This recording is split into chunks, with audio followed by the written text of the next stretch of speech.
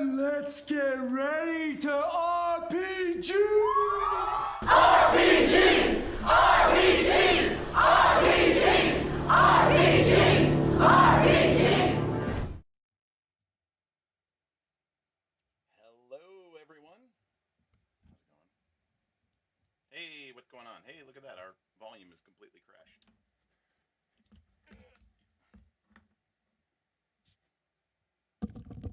We're in this thing, but I got to change it. I forgot. We did a thing about.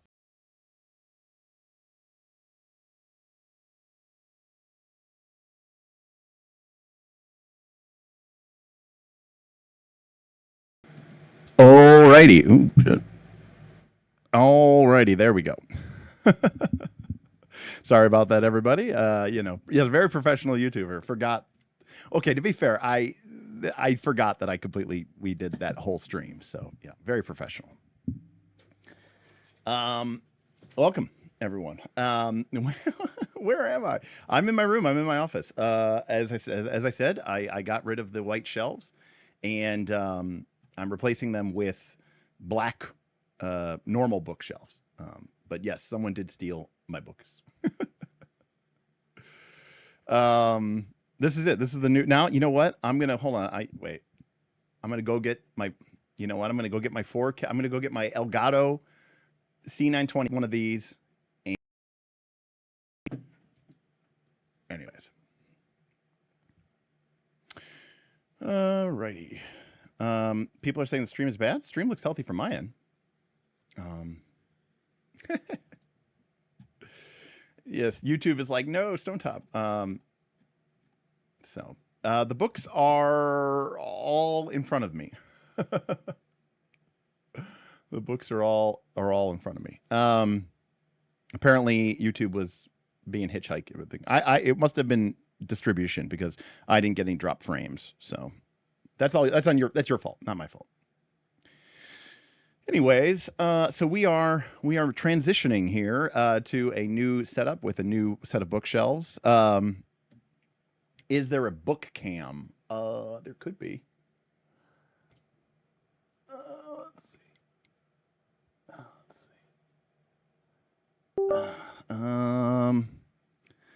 George is asking the real questions. I'm bringing my OBSBot.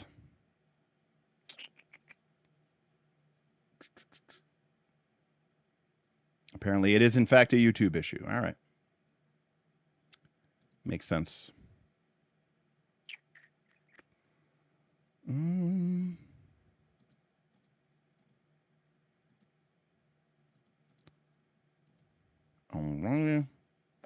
Anyways, how's everybody doing? Hopefully you're doing well.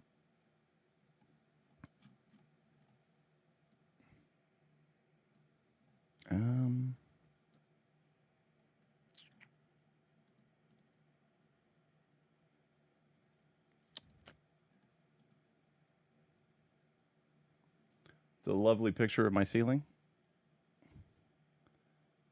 All righty. There's all my books. It's a lovely shot. There we go. There's all the books. So that's what we got. That's what we got cooking. Hold on a sec. Let me deactivate and all right, here we go. I know you guys want to know that the books are there. So let me. There we go. Okay. There's all the books. There they are. The books are fine. They're just piled up on the table. And of course, remember, I'm going to be bringing in more of them, right? About half of my books are in storage. I'm not even kidding. About half of my books are in storage. So, yeah.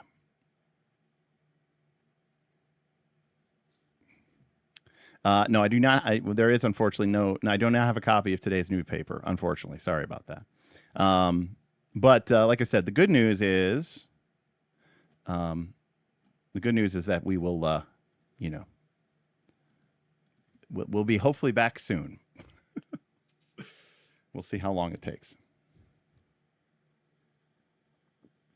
I wonder if the stream is really delayed.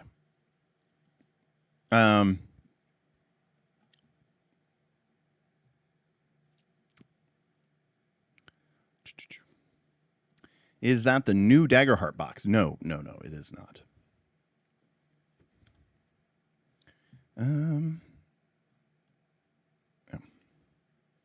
How many of those games have I actually played? That's a great question.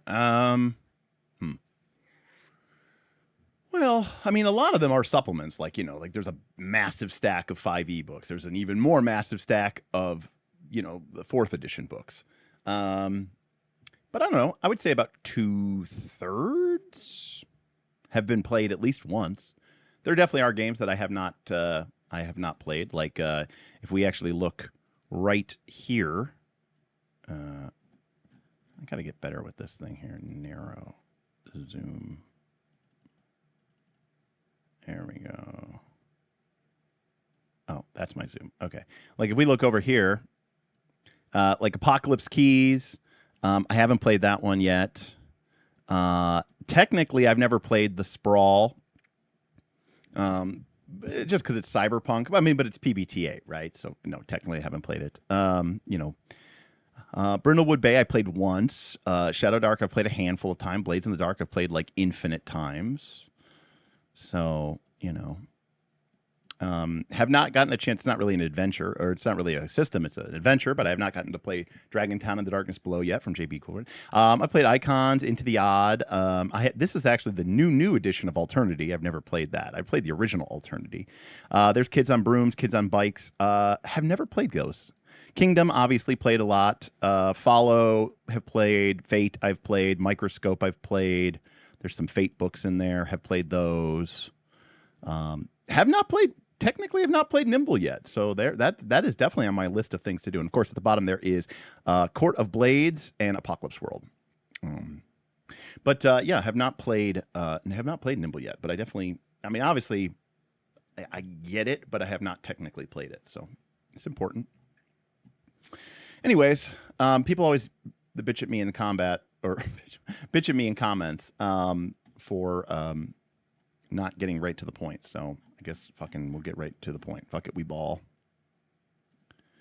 All right, so today we got the release of Twilight Sword for the people who kickstarted it, and we took a look at this book very very, very, very, very quickly as part of a sort of the Kickstarter. But now the final book is out, and so we're going to take a look at it. And so right off the the full PDFs are in. So obviously right off the bat, you can see that this is a very, very strange form factor. It's more like a pamphlet than a actual book.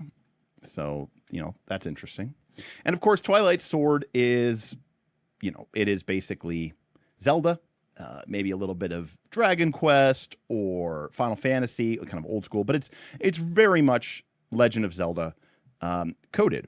And but of course, it is made by Two Little Mites, and it is produced by or published by Free League. So obviously, we think that we think very highly of this group. Of course, Free League is sort of a husband, or sorry, not Free League. Two Little Mice is a husband and wife team, I believe. And so very small little publication company, and pretty cool.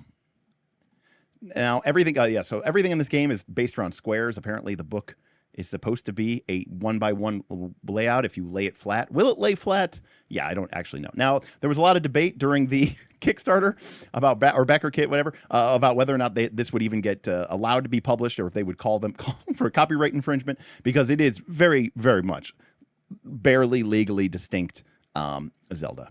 So let's take a look at this. Now, it's a just under 200-page book, but again, it is a very weird formatting of book. So, at the risk of guessing, I'm going to guess it's probably more like a 150 page book, maybe 120 page book.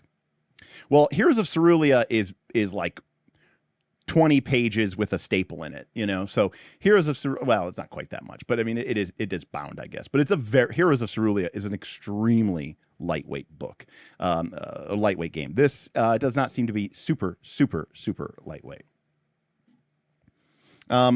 But yeah, I mean, we're going to take a look at it, and we'll get into it, and we'll see what we think. This is a first look, which means technically we have looked at the game, but it was just the Kickstarter quick start. We don't really count it by that. So what we're going to do is we're going to go ahead and go through the game, and we're going to not cover every single thing. If you're interested in the game, go ahead and pick it up. I don't know if you can pick it up yet, so sorry. No affiliate link below. Because you have to get it somewhere else when it comes out for realsies. I imagine it will be available by Gen Con here in a month or so.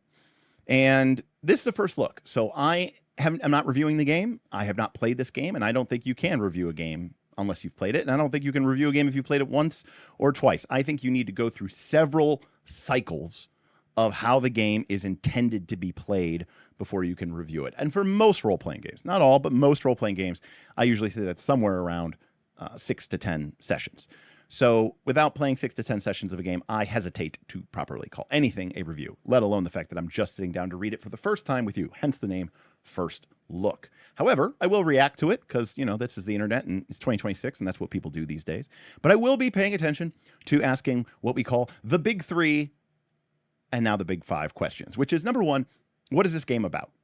And very clearly, I think we can already say that this game, more than anything else, is about feeling like Zelda. Okay, we call this a very strong emulationist game. All right, and in an emulationist game, it's not really about good gameplay. It's not about deep simulation. It's not about even potentially great, awesome, dramatic 3-act stories. All that matters is that the game feels like its source material. And I don't want to put too much, I don't want to put words in the game's mouth. Maybe the game really knocks it out of the park. But generally speaking, I think that is what it's trying to do. But we'll see. We will see. I mean, I'm sure it'll be like, it's a game of adventure and you're a hero and you need to make a difference, but whatever. So that's number 1. Number 2.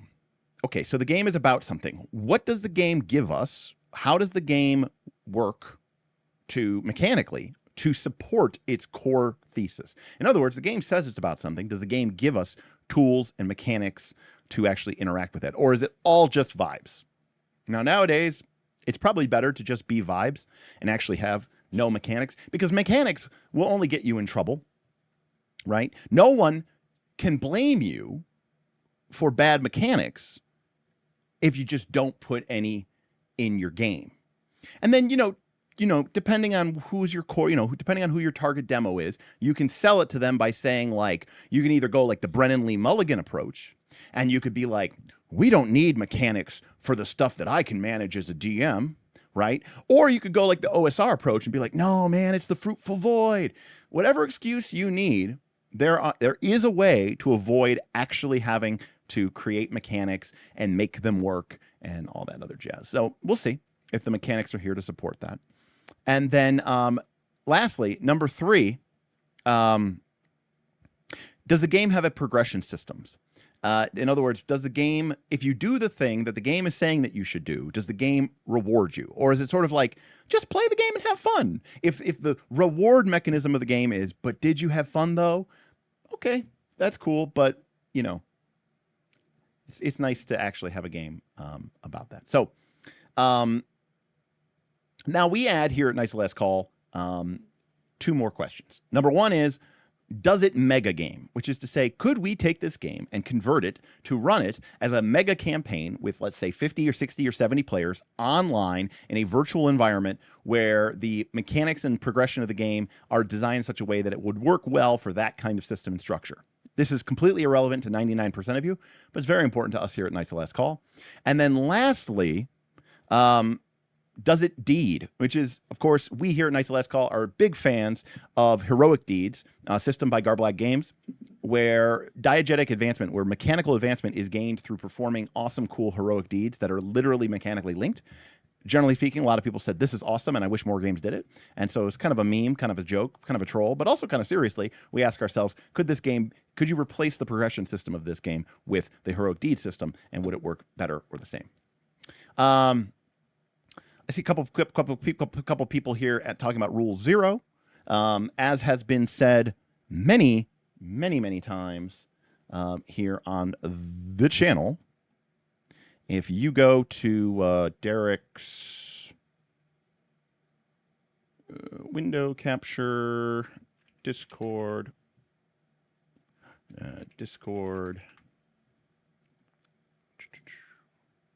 if you go to Derek's profile here, you will see I have Rule 0 isn't an excuse to cheat. So that basically tells you how I feel about Rule 0. I think Rule 0 is mostly bullshit for the most part, and I think it's stupid. So anyways, it's literally in my Discord profile because I feel very strongly about that.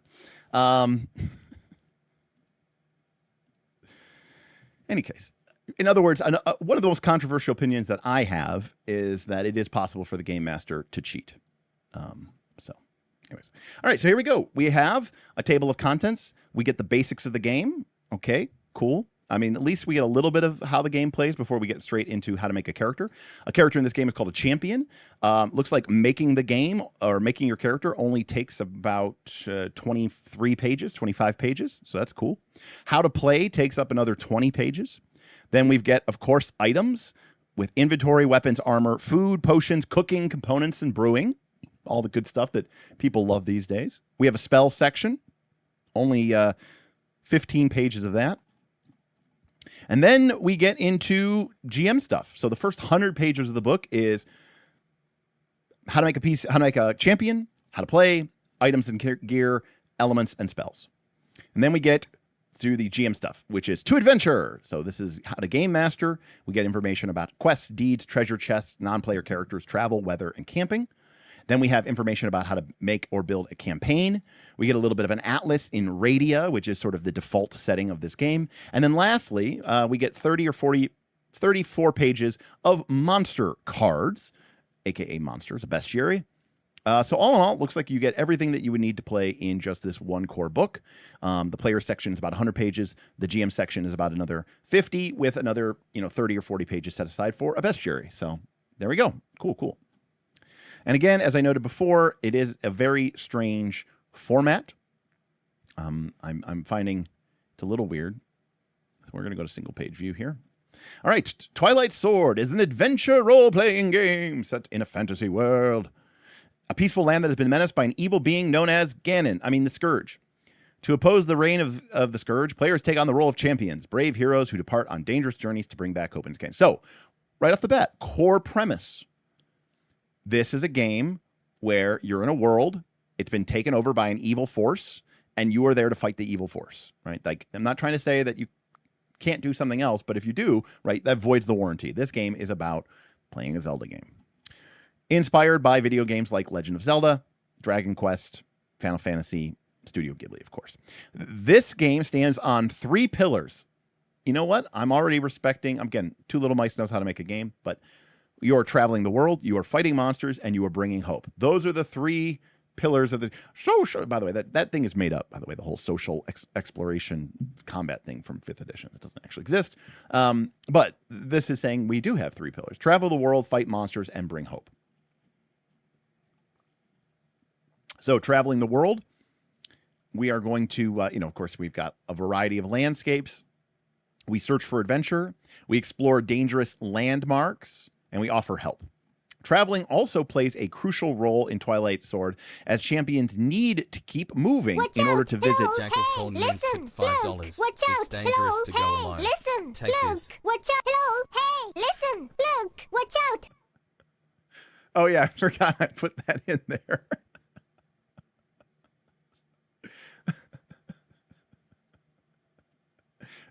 Oops.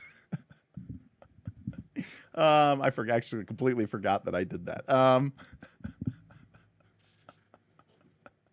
Thank you, Jackal, for the $5. It is dangerous to go alone. Please take this, and this would be the PDF. And also, of course, remember, any tips are going to support my dog's knee surgery fund, and I appreciate you for doing that. Also, shout out to Wes. Wes paid for this first look with golden tickets. So shout out to Wes for cutting the line. So I did turn it down a little bit. It was louder than I thought it was going to be. So I did turn it down just a little bit. I apologize. That will probably completely overwrite your that will probably completely overwrite your text to speech, of course.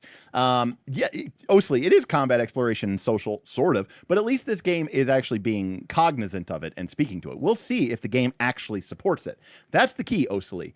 The game is saying it's about traveling, fighting, and bringing hope, but does it do that? Does it need to do that? Is it actually doing that? Okay, and I think the answer is yes. So, I mean, we'll see, but I'm confident that it will be, but we could be wrong. So anyways, here we see that, so traveling isn't just, it's not just a thing you do for vibes, right? You need to visit new regions and free them from despair. So you literally have to move around the map because this despair, maybe some sort of meta resource representing the oppression of the Scourge, is something that you need to deal with. We are going to fight monsters. Note, capital M, monsters. Okay? And when the Scourge came, the monsters came too. It is a vile horde, thousands of heartless and slow-witted creatures born of pure evil and shaped into living nightmares. Okay? So we have right away, these are not real these are not real creatures, right? They're pure evil. They were shaped into living nightmares. So they're not really actually real people, AKA they are Lord of the Rings Tolkien orcs, as envisioned at one point by Tolkien, which is to say that they are, irredeemably evil. They're not even real creatures, so you are free to destroy them and fight them. Bring hope. So the Scourge falls, the shadow falls over the lands, and it is our job to free that. However, it is our duty to bring back hope in nice big capital letters in orange color to the lands, and even seemingly insignificant gestures can make a difference.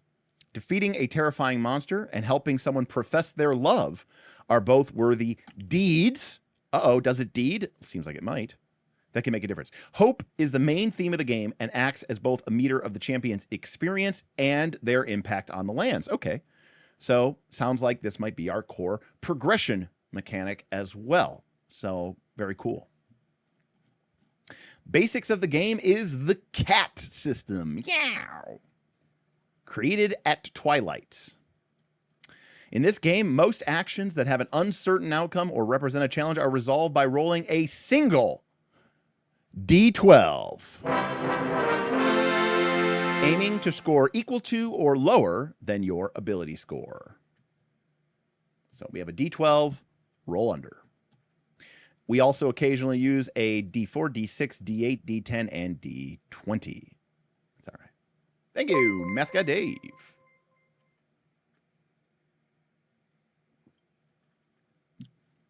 Looks like we'll be doing some potential dice changing sizes. So in case you didn't know how that works, that's how numbers work. Core concept. Our game master is the game master. PC is called a champion. Creatures, allies, a session, 2 to 4 hours, quests or campaigns, yada, yada, yada. We know all this term. The game is played in rounds, and every champion gets a turn. Everyone has played their turn. The GM narrates the outcome of their actions, and the next round begins.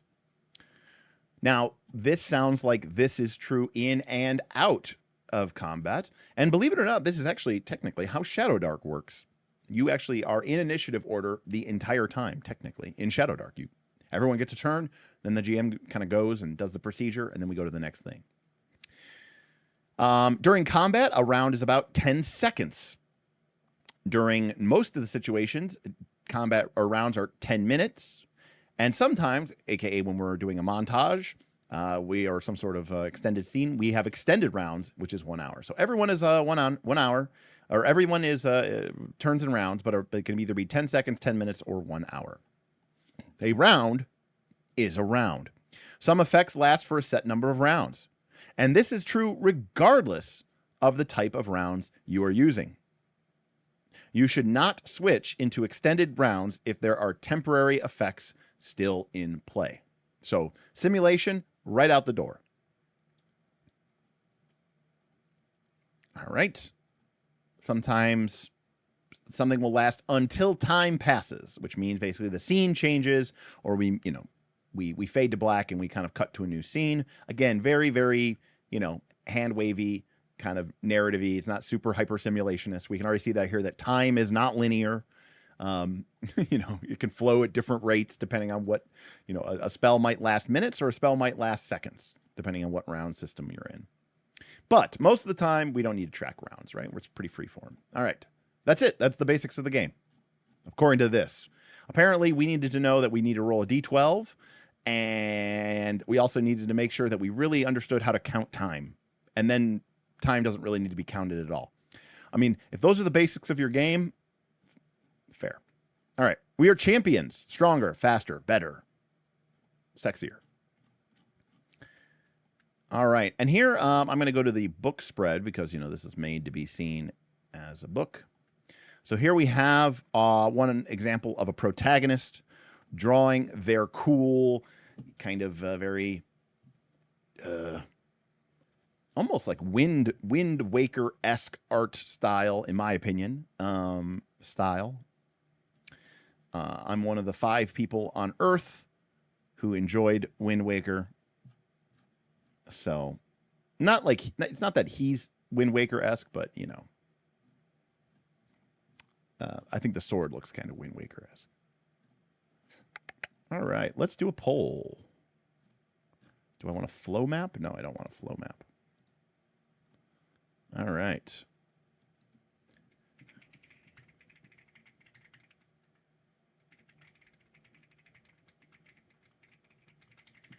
All right, we have a poll up in 3, 2, 1.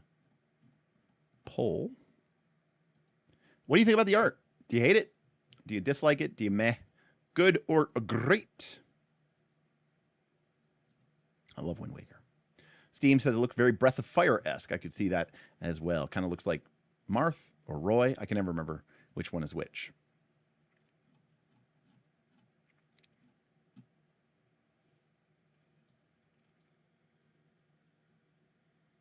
Yeah, I was going to say, Dr. Metropolis, it's not full cell shading. There's a little bit more gradient and blue there, but okay, number one, it does not surprise me that I am out of touch. I just remember when it came out on the GameCube, people hated it. Oh, Marth and Roy are Fire Emblem. Oh, Breath of Fire. Oh, I always get those things confused. They both have fire in them. It's kind of like I was confusing Legend of Dragoon with Legend of Legalia the other day. And look, I'm old, okay? All right, so let's see. Let's make a character. Oh, nice. We get a little example. So you can see here that even on, even in the book, it's all divided into squares, which is a very interesting, way of doing it. So everything is done as squares. You can almost make this like a deck of cards and just give it to people. All right. So you will choose your name and origin. You will choose your kin. You will note your kin feat. Pretty standard there.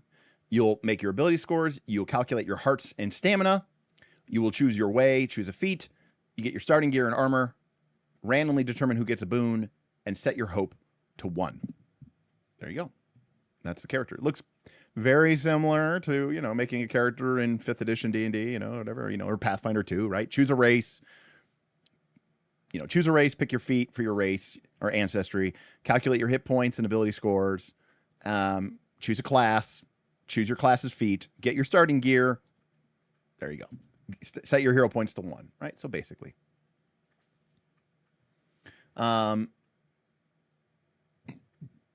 Yes, people were expecting Ocarina of Time 2 when Wind Waker came out. Correct.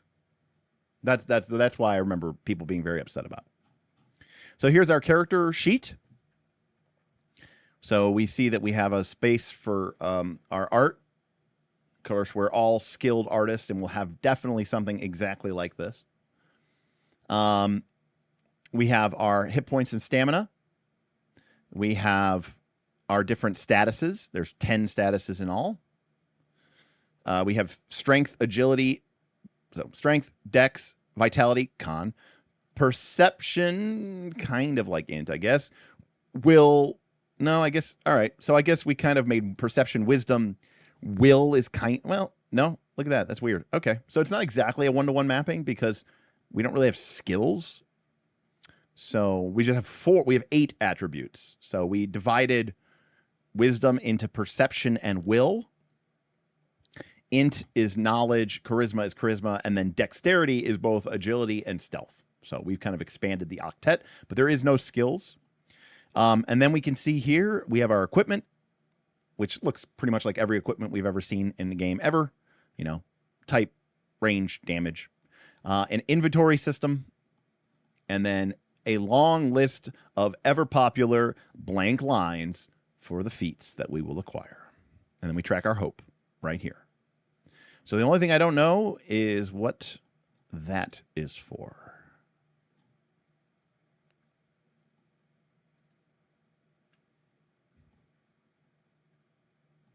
I'm going to guess that Zin is money.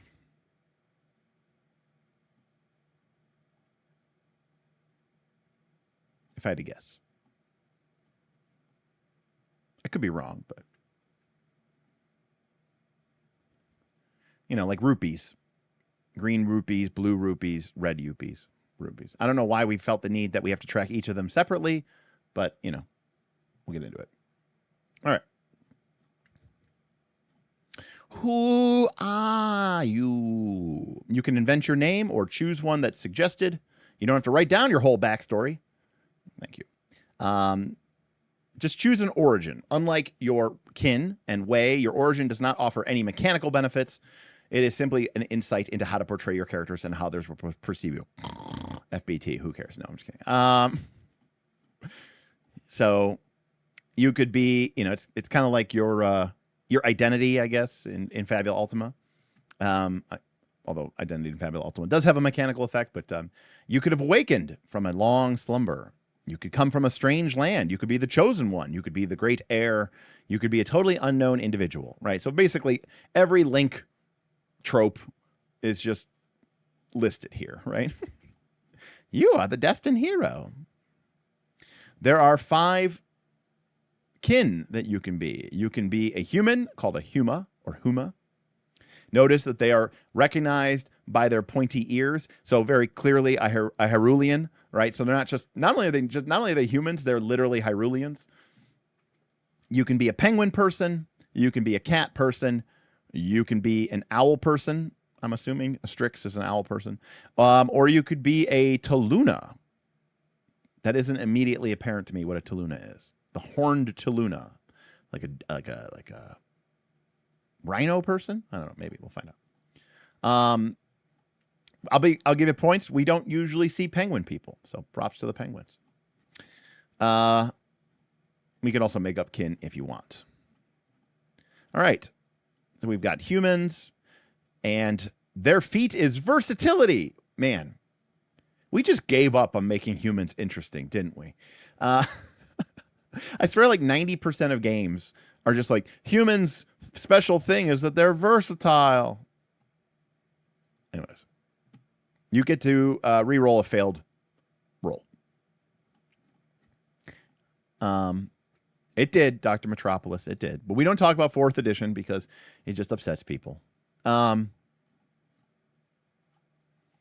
Ketty, these are our cat people. They have dark vision, and they get a +1 rolls to dodge. Cat people. Pengu, they get 3 extra hearts, and they can endure cold 1. Aw, shit, penguin tank coming in hot. All right, you know what? It's kind of a Chad penguin, if I'm not, to be honest with you.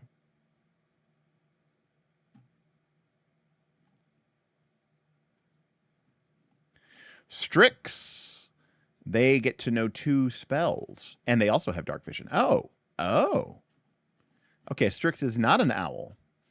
A Strix is totally a Orco.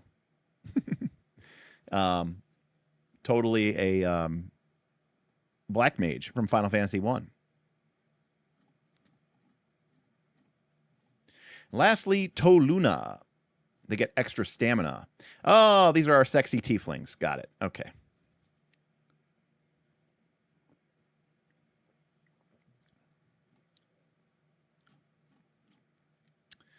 All right, we have abilities, 8 of them.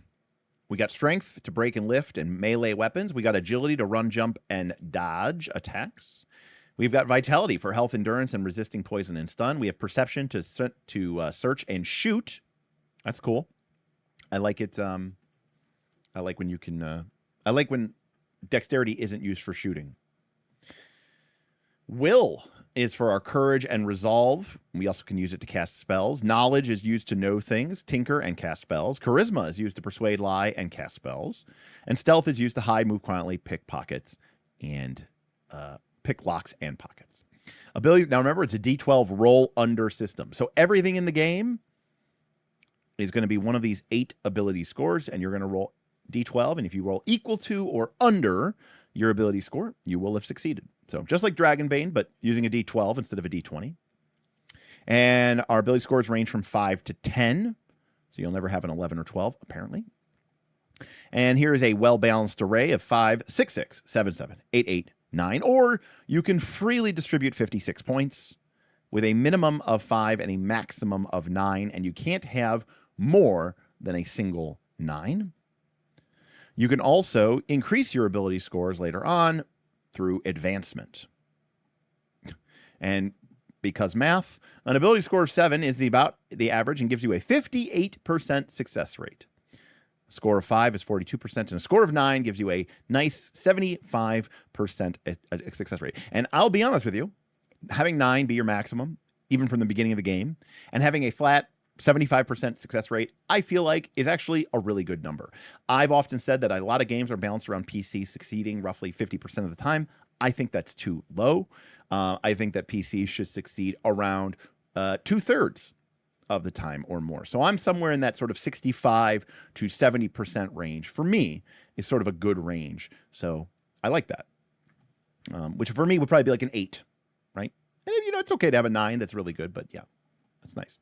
Hearts, this is your health and how much damage you can take. Your maximum hearts is 10 plus whatever you put your vitality score to. You can also pick up additional hearts through feats, pengus, or, yes, acquiring pieces of heart. They call them heartstones. But again, one of the things that's nice about emulationist games is if you know the source material, you can guess how the game will work. And if they did a good job, you will be right. Thank you, Germanin. Well, it just came out today, so that makes sense that you haven't had a chance to look at the final book. So there you go. Cheers. Do the American do. We also have temporary.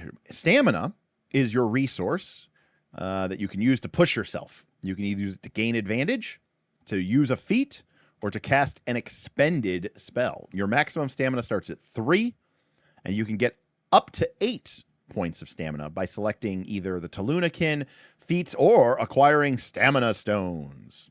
So we do have sort of a mana bar. It's kind of a generic mana bar. Armor allows you to reduce damage. Your armor depends on the armor you are wearing, and you can mark it inside the shield-shaped location on your character sheet. So, we pick a way, our class. Each way grants us an exclusive list of 8 feats. That's access. We don't get all 8. We have exclusive. We're the only people who can pick from that. And our starting gear. Some feats require spending a stamina point. Some feats require taking an action. And other feats are passive bonuses. And you get to choose 1 feat from the starting of the game. Here are the 6 ways: Blade, Magic, Light, Wild, Shadow, and Song. Blade, of course, is melee attacks, but it's also leading your friends with courage, so kind of a fighter warlord. Magic is, well, magic. Light, sort of probably black magic. Sharp intelligence. Light is our blessing, buffing and a healing. Wild is our ranger-esque attack, or ranger-esque wild. Shadow is our roguey McRoadster. And Song is kind of our Barney McBarter. All right, so how do we advance? Well, at least the game is being very clearly here about this as well. Like, it's here's this, here's this, here's this. By completing quests and doing good deeds, you collect hope and you grow as a champion. Hey, Tesso Ray, thank you so much for gifting the subbies. We got tier 1, tier 1, tier 1, tier 1, and tier 1. Thank you for the 5 gifted subs, Tesso Ray. I really appreciate you. That is very awesome. I appreciate you so much. Cool, cool, cool, cool. Enjoy it. Again, remember, Twitch is how I pay my medical bills. So if you want to support me over on Twitch, that would be pretty awesome. You can do that for free if you have a Amazon Prime account. You can you're paying for it anyways. You get 1 free sub a month, and you might as well use it on somebody. You could use it on me, or you could use it on your other favorite streamer. I happen to like Paul Cheon, Luis Scott Vargas, MF Pallytime, all pretty good. If you're into magic, that is. But thank you, Tessa Ray. Glad to see you back. Really appreciate you. Thank you for the gifts. And thank you for the Prime sub as well. For 12 months. Awesome, awesome, awesome, awesome. So, here's how we advance. We complete quests and we do good deeds, right? We go on quests and we do good deeds. That's it, right? We do nice things for people and we do heroic quests. That gives us hope. Whenever we get 4 hope, we can select a new feat. And this is called making an advancement. You can make another advancement every time hope raises by 4. At 8, 12, 16, 20, there is no limit to the number of advancements that you can make. So every 4 hope, you get an advancement. Seems pretty simple. And again, how do we get hope? We do quests and we collect deeds. All right. Oh, Pallytime is fantastic. 15 insight.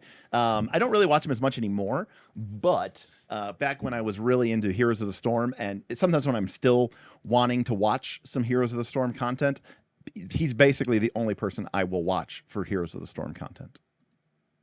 I'm going to guess that it does, Simon. So we'll get into that. Thank you, Adamo. Appreciate you. Thank you for the sub. 2-month streak, 7 months. Appreciate you. Note that instead of taking an additional feat, if we get an advancement, we could pick up a second way. That's right. We can dual class and pick a feat from its list. You do not receive the additional starting gear from your second way, and you can never choose a third way. But from this moment on, whenever you advance, you can pick feats from those offered by both of your ways. So eventually you can get, and of course I'm sure that there will be expansions and there will be additional ways that they can add, just like they do always with these type of things. So yeah, so you got some cool combos, right? You could be a blade magic, you could be a magic wild, you could be a shadow blade, you could be a song shadow, you could be a song light, super buffing. Pretty cool, simple, easy. And there we go. In fact, look at that. They talk about mixing the ways and coming up with your own cool way to describe it. Way of the shadow. And of course, this is about as simple as a multi-classing as you can get. It's giving you additional flexibility. Doesn't it's not broken. Doesn't let you like scale something, right? By getting a lot of stuff for free or whatever like that, which a lot of multi-class systems do have that run into that problem, right? Where by multi-classing, you break the game.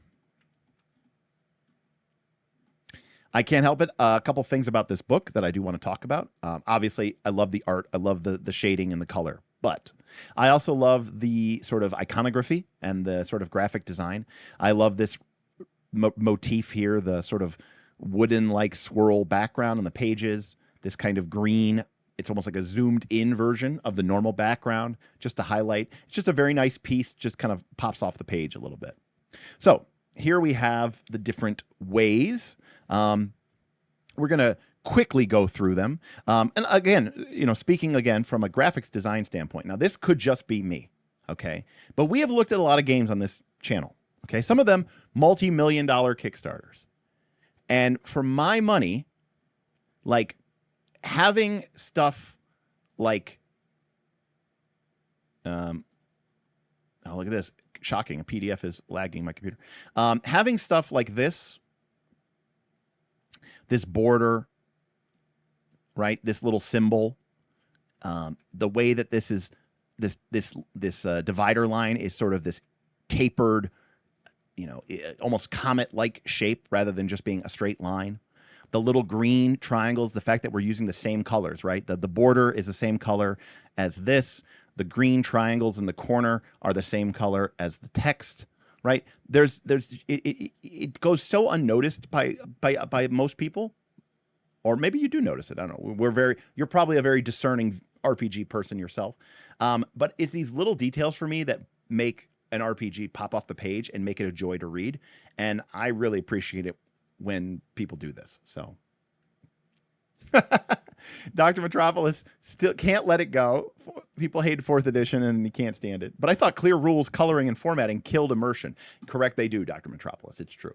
The only way that you can have immersion in your role-playing game is to have 3-column, formatless text with no formatting and no graphic design, just endless paragraphs with unclear distinction between mechanics and flavor. It's the only way. Okay, Bastion, Cleave, Counterattack, Double Attack, Favored Weapon, Mighty, Spin Attack, and Blade Training. So this is what we get for being a Way of the Blade, and it's basically everything that you could imagine that you would want to get, right? You can you get some extra hit points. This lets you, I want to be more defensive. Cool. Get some extra hit points. And once around, you can spend one of your stamina points to parry and not use your reaction to parry. Cleave lets you, when you kill an enemy, you can immediately make another attack. If you defeat that monster, you can continue to cleave. It's a little bit of a side tangent here. But there are things sometimes in role-playing games. I don't know, maybe I should just completely leave here and let's just go to like the very depressing screen, okay? Because there's nothing here, right? It's just me in front of an empty shelf. It's very metaphorical. Sometimes it seems to me like games design themselves out of fun. And Cleave makes me think of this in particular because I remember we obviously first encountered the idea or concept of cleaving from 3rd edition. Okay. And 3.0, if you took cleave, right? If you killed an enemy, you got to make an immediate attack against another enemy. All right. Cool. And then if you took like 3 or 4 other feats, you could take Great Cleave, which would let you continue to repeat this process, which, to be clear, didn't really ever happen that often. So it wasn't really worth it. But I remember that at some point in like 4th edition, and I think in Pathfinder 1, like Cleave became this like attack that you made that would like potentially do some extra damage to another monster. And I remember that like OSR like introduced the sort of heroic cleaving rule, and they kind of took it from AD&D, and it was very much like if you kill a monster, you can make 1 immediate follow-up attack. And I just remember all these things being like, I remember when I played a BX game and somebody killed a monster, and they went and they were like, oh, they dropped it in 1 blow, and I was like, oh, cleave, and they're like, cleave. I'm like, yeah, keep going, and then they rolled, and then they like did a crit and they killed the monster, and he's like, sweet. I was like, keep going. Now here's the thing. Yeah, like the odds that someone's gonna like, I don't know, go off on a ham roll and like kill 3 or 4 monsters is very low. But if it does happen, who cares? It would be like the awesomest thing ever. It's so crazy to me how games will like give you this option, which has this potential to be one of the coolest things that will ever happen to you in your gaming character life. And then they go in there and they shit all over it because of some abstract concept of game balance. Okay. And so what I'm pointing out here is I'm actually plotting Twilight Sword here. It could have very easily said, after defeating a monster with a melee weapon, you can immediately attack another monster with the same weapon. And then it could have 90% of the time in most RPGs, it would say something along the lines of like, you only get to make 1 bonus attack, you know, or something lame, you know, it would just be lame, and they would just shit all over it. And instead they're like, no, this, if you take this, yeah, you're taking it, you know, you're taking it for the thing. And they're like, yeah, Dr. Metropolis. It's like, I shouldn't have to take 4. The world in which I cleave through 6 orcs in 1 attack is going to be so infrequent. And then the game's like, well, that's very powerful. You need to take 3 advancements just to be able to do that. It's like, no, just let people have fun, for God's sake. So respect for them letting you have fun, for God's sakes. Anyways.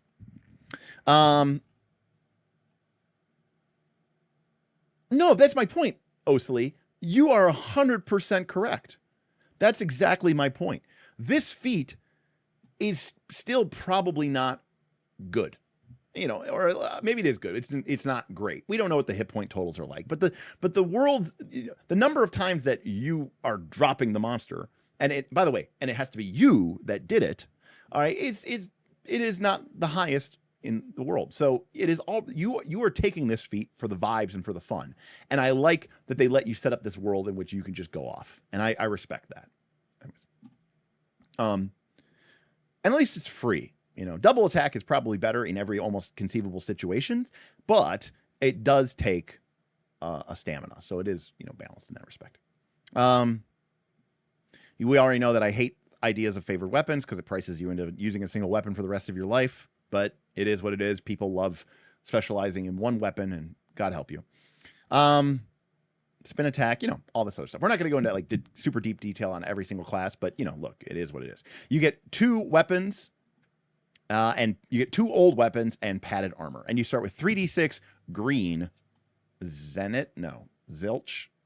I don't remember I already forgot what they call it. All right. Here is the way of magic. And if it wasn't clear that these people are literally black mages from Final Fantasy 1, it is more clear now. So we get to learn spells. We can learn more spells. By the way, I like that each option gives you more spells and gives you something else to do. Like magic training is very powerful, so it only lets you learn 1 spell.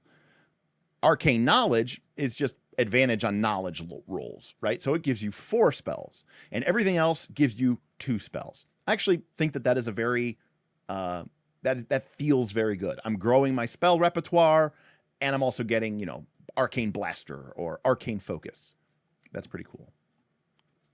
Right. PJ is exactly right. The shitty version is so ubiquitous, they actually had to add a sentence to confirm that they actually meant what the text said. Right. Exactly. Because they would assume that most people would probably play it wrong because they would assume that they're not allowed to have fun.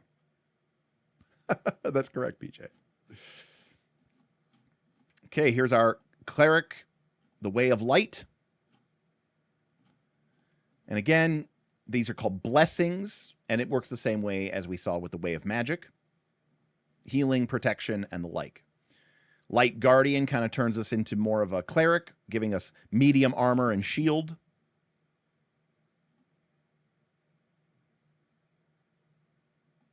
And I like, by the way, there's a sense of repetition here, by the way. Every way has a blank, blank, blank training, right? Where you get to increase potentially one of 3 attributes, and you can pick this feat multiple times. So if you just want to up your attributes, you can do that. Again, I'm not 100% sure if I like that from like a certain perspective, right? It's like you are going to be making a lot of probably, of these rolls throughout the course of the game. It can be very tempting to just have your roll be, very good. It is a D12. So every one that you are, increasing is like 8% better chance of hitting or succeeding. So it can be very tempting to just ignore the fun stuff and just max out your stats, If it was me, it is up to a max of 10. Simon, that is correct. That is true. And presumably, you're going to start with a 9 in your most primary stat. So maybe that's not so bad, Simon. I would probably have liked to see this where it says, like, you can choose this feat up to 3 times or something, and you can pick, I don't know, something. But you're right. Maybe that helps mitigate it. Okay. We have the Way of the Wild, which is bows and arrows. Nothing's. We got Monster Hunter, double shot. Ooh, look at Pathfinder gives you advantage to scout, find a trail, and follow tracks and forage. You also get additional inventory slots. And by the way, this is the stuff that I really like. This is the kind of stuff that I think that makes sort of the ranger cool. It's not, advantage on perception checks is whatever. That's kind of the default way to do it. But I like stuff like, they can carry more. They have more inventory slots. Or in like Fabula Ultima, if you have a wayfarer, which is sort of like the travel expert, they can do stuff like normally you find a discovery on a roll of a nat 1 on your travel die. Well, they can take an ability which lets you find discoveries on a roll of a 1 or a 2. So they increase your chance of finding a discovery. So I like when the games interface with traveling in a way that isn't just, ignore rations, ignore water, just get advantage. This obviously gives you advantage too, but I like that it also gives you things like you get more inventory slots. It's not strictly a travel thing, but it does feel like, oh, cool, this character is going to be better at being equipped to travel through the wilderness. You start with an old bow or an old boomerang. You also start with a dagger or short sword, padded armor, 12 arrows, and a torch. Apparently, we're tracking arrows in this game. Here is our Thiefy McThieferson. I like that we've got the... apparently, cats have prehensile tails now. Simon says, I still think increasing an attribute is both lame in flavor and powerful in mechanics, which is a bad thing. And I completely agree. Yes. Kiki, I would also think that is a decent one as well. I would say every 8 hope you get to increase one of your attributes or something like that by 1.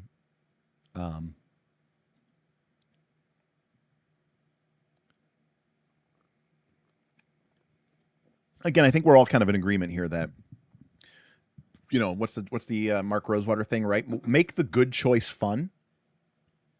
Oftentimes the good choice is bumping your stats. And I don't know that that's fun, Like the aforementioned situation for the questionably valuable feat, but that time when your character goes off and does a massive attack and kills the enemy and cleaves and kills another enemy and cleaves and kills another enemy and cleaves and kills another enemy. People will talk about that for the rest of that campaign, maybe even for decades, but no one's going to remember that time your strength went from an 8 to a 9, Remember that time I made 75 strength checks and I passed 8% more of them because my strength was 9 instead of 8? It's like, no. Anyways. Here we have daggers and cunning. We've got backstabbing, ambushing, dual wielding. You can spend a stamina to dodge without using your reaction or to avoid a trap, to repeat a roll. And here is the Way of Song, our bard.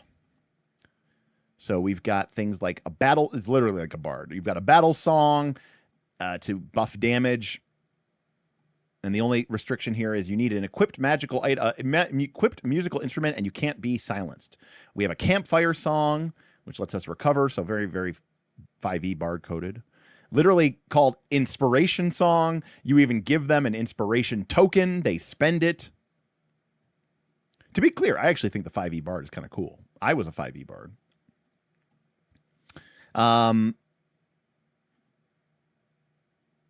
And some other abilities, you know, for haggling and talking. But it doesn't look like you're necessarily a magic class, which I really, really like.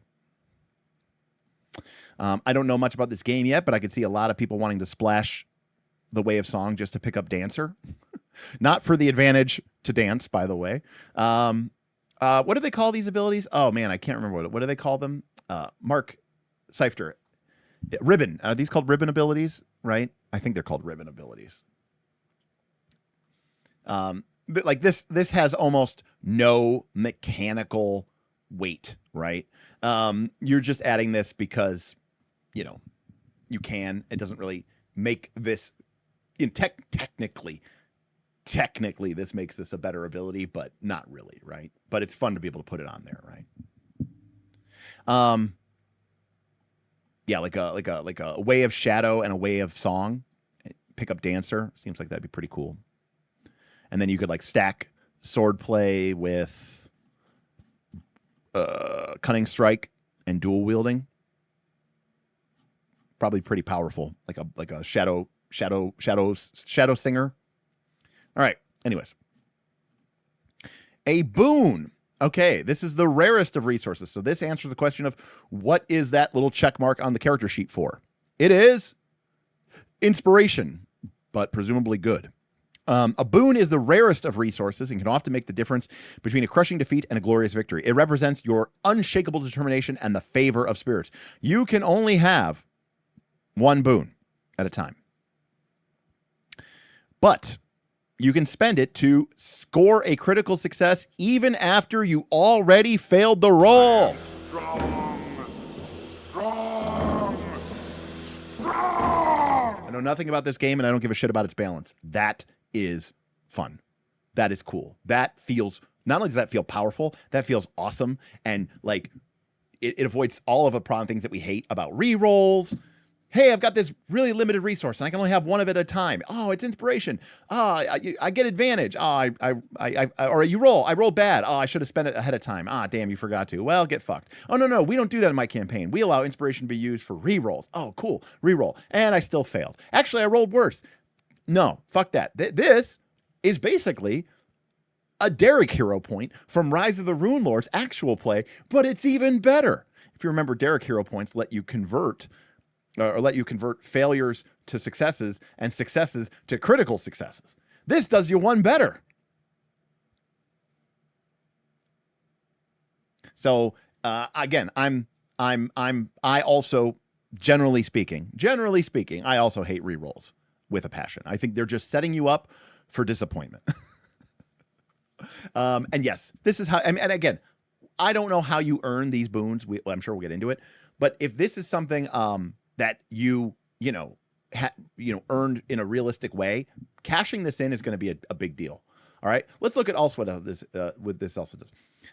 Right, the spotlight rule from Outgun, which makes sense. It's made by the same people, right? You can also save a champion who is about to go KO, including yourself.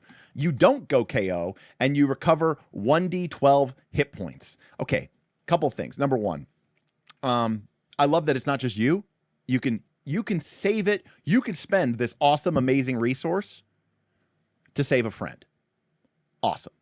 Number two, it's not like, I mean, I'm not trying to be mean. I apologize. I'm not trying to be mean. But contrast this to Pathfinder 2, where you're unconscious, you're out of the game, you're on the ground, you're bleeding to death, and now you finally bled enough that you're about to die, so you can cash in all of your hero points to not die and continue to lay there on the ground unconscious.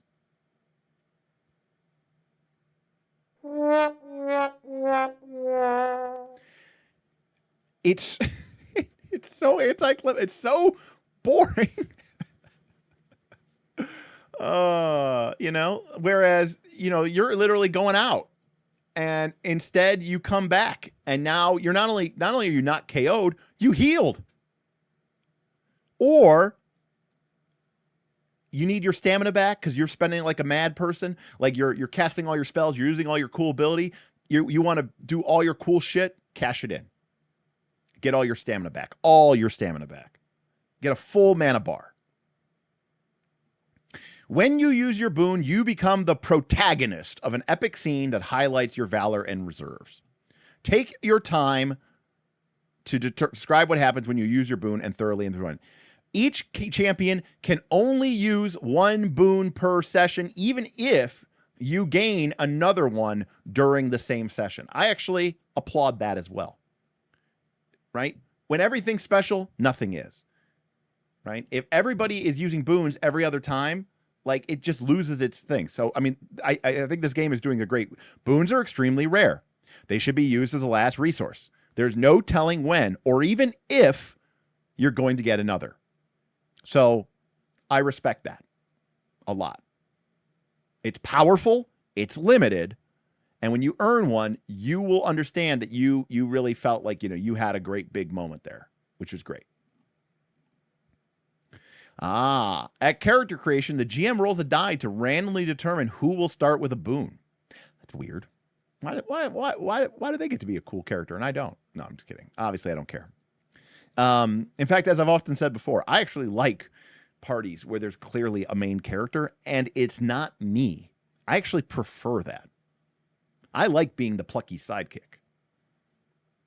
In fact, I think most role-playing games would work a lot better, and I mean this like structurally and everything, if you had like literally like a lead character, like like a main character, the protagonist, the person, you know, the chosen one, right?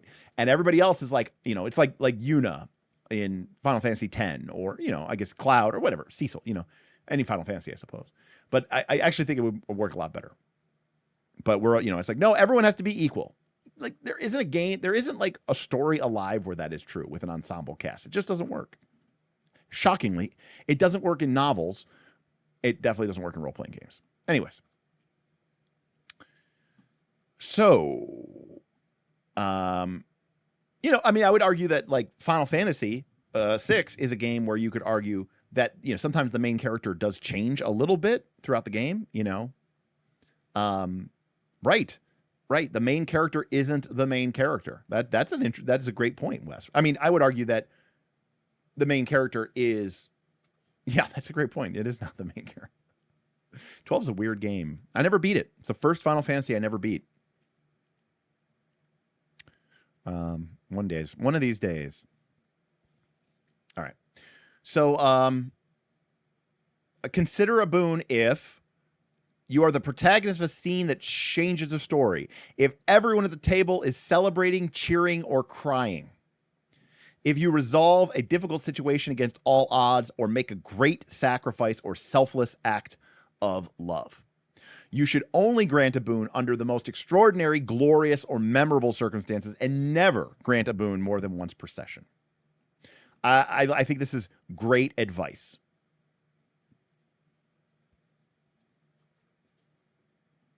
And I love that it's metagame too, you know?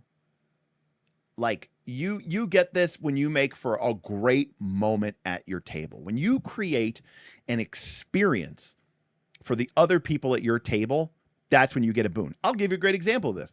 Remember our aforementioned person? The person took cleave and everyone else is like, why are you taking cleave? That isn't even that good of a feat. And you're like, yeah, I know, but it's awesome. And then the character has that moment where like the party's outnumbered and they go, all right, I'm going in, I'm dropping all my stamina. I'm going to do this big attack. Hit. Oh, I killed it. Cleave. Cool. I killed it. I cleave. I killed it. I killed it. You killed like five of the 7 monsters in the encounter. And everyone's like, fuck yeah. They're going crazy, high-fiving. Again, I hope that you have been a part of moments like that at your gaming table. God knows I have. And they're incredible. They're amazing. Nothing comes close. You're high-fiving, and that's where the GM goes, mark a motherfucking boon. You know, that's a boon moment, you know? So, so thank you for the cheers. Bits are sweet. You know, they don't take percentage out on bits. It's nice. They take percentage out on bits when you buy them, but they don't take them out for me, which is really great.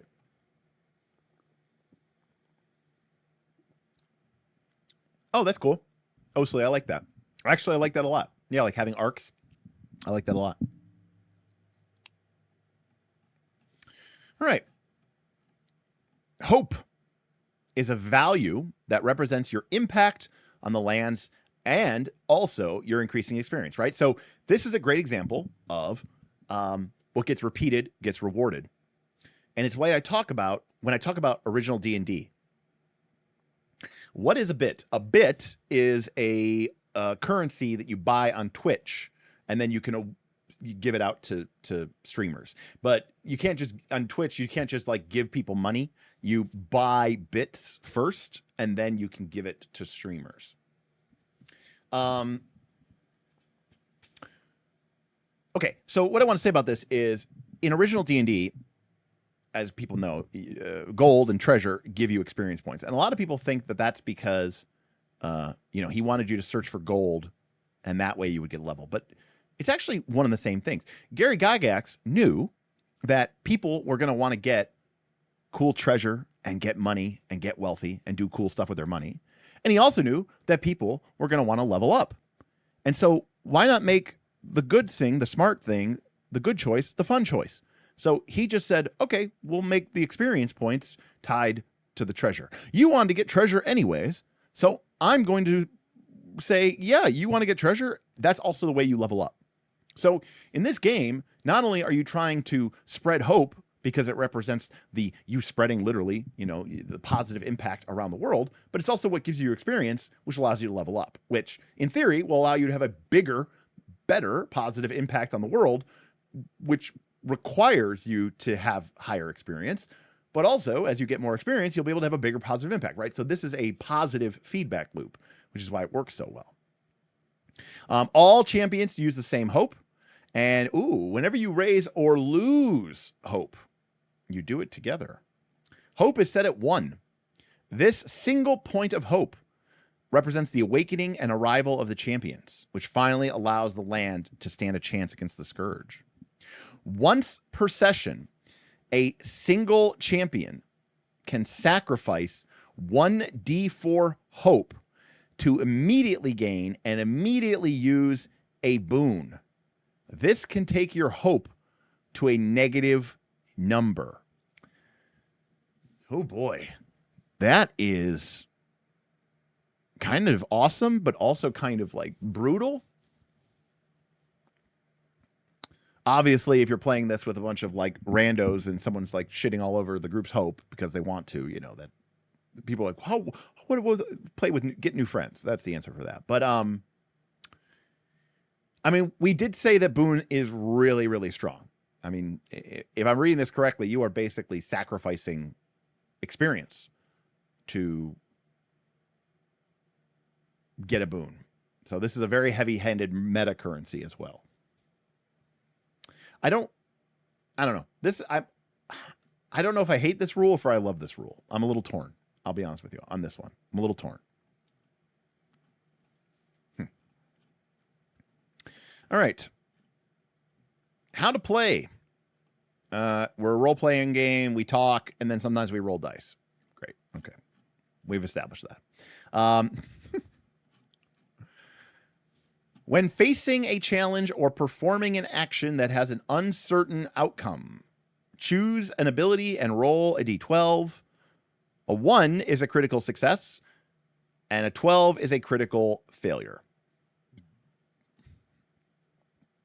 Failing forward. Failure must never stop the flow and whatever of the game. Failed rolls should always come with consequences, but they should also be an opportunity to move forward.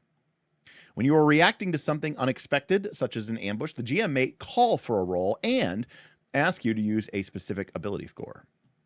Feats, items, and modifier can modify your rolls. We got +1s, -1s, advantages, disadvantages. Note the smart decision here.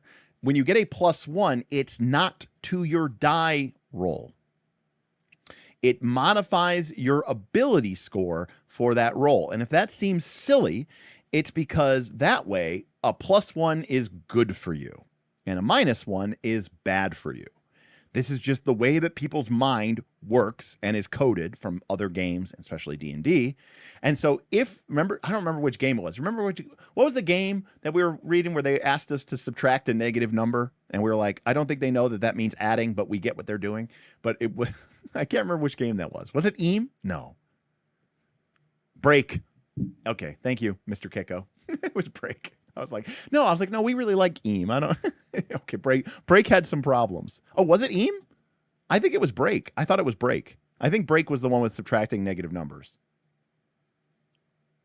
But maybe it was Eam. I don't remember. I'd have to look. My instinct was that it was Eam, but I thought maybe it was Break. Maybe it was both. Anyways, this is smart. And then, of course, we also have advantage and disadvantage because it's a really easy mechanic and everybody understands it.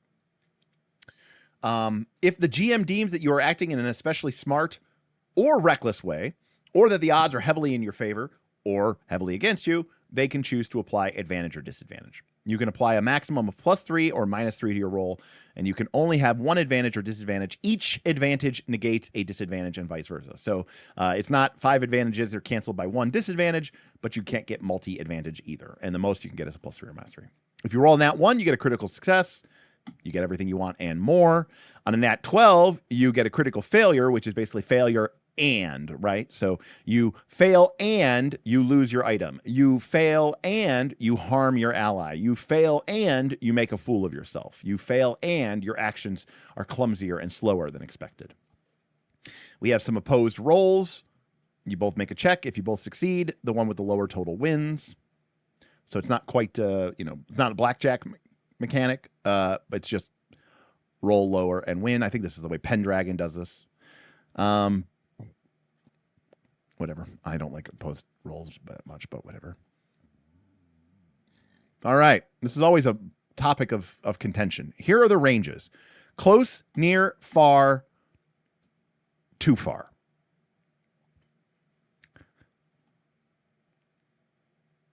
So close, near, and far, by the way, I am completely fine.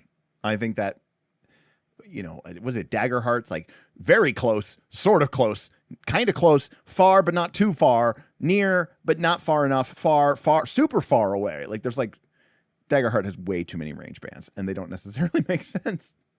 You're like, are you close? No, you're in melee. Wait, which is closer than close? Well, melee is closer than close. What the fuck is close then? 30 feet. Yeah, thank you.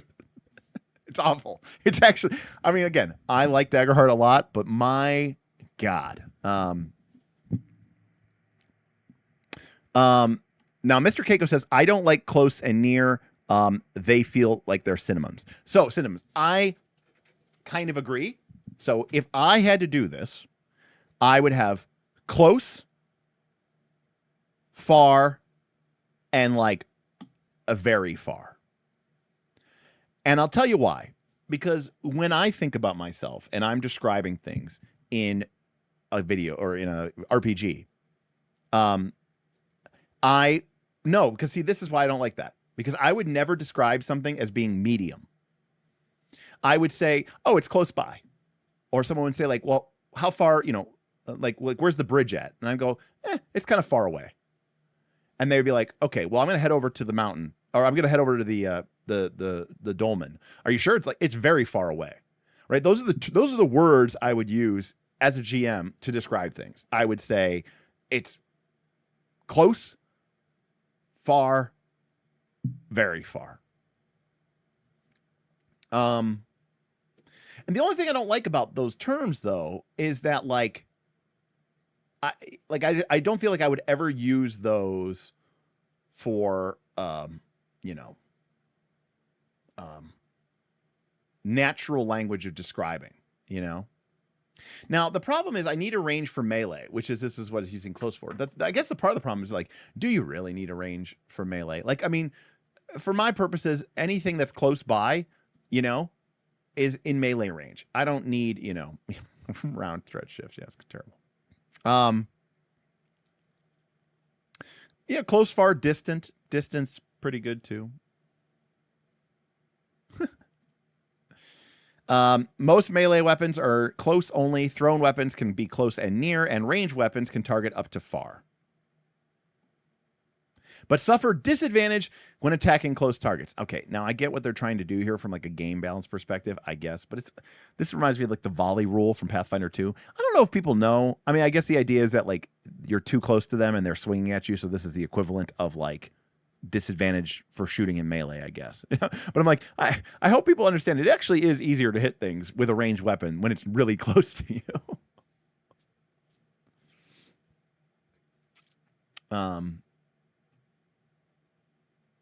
I will say this. If we aren't going to use close for melee, then I don't mind there potentially. If you're really obsessed with whether people are like literally fighting in hand to hand, I like the term engaged, right? I like the term engaged. Now, unfortunately, games like Daggerheart, because they're 5e trad coded, still need like, okay, but what about melee range for pole arms? And that's why that fucking very close range exists. And I hate it. And I don't give a shit about pole arms, which is basically what it comes down to. Like, I think that Daggerheart has like thrown itself, not on its own sword, but on its own pole arm, because there's just no need for that range. But anyways, so I don't mind engaged. Anyways, all right. We got climbing, swimming, blindness, you know, all this other stuff. All the more important reason, oh no, let me be clear. Pole arms are fine. I just don't need there to be a dedicated range segment for the existence of the pole arm. In my world, in my game, unless like even Hackmaster doesn't deal with this, right? And that fucking game is the most simulationist thing of all time. So it just, you know, reach allows you to attack your enemy first. That's all, which makes sense. But after that point, it's like, you know, you get into this weird, like people think it's like simulationist. It's not. It's not even gamist. I mean, it is gamist, but the whole 10-foot, 5-foot thing, I hate it. I hate it so much. Anyways, note that this game is designed for theater of the mind. In this game, we use theater of the mind, and you don't have to keep track of every movement and position with precision. The battlefield is a chaotic place. Always try to be flexible with ranges and distances, and don't let them get in the way of doing awesome shit. Don't be like, well, he was actually 3 feet away. Yeah. Anyways. And then they promptly give us a, well, no, I guess this is the, if you don't want to use theater of the mind, here we go. Basically, UDT that shit up. All right. In combat, we have initiative. Ugh. And it's positional. Ugh.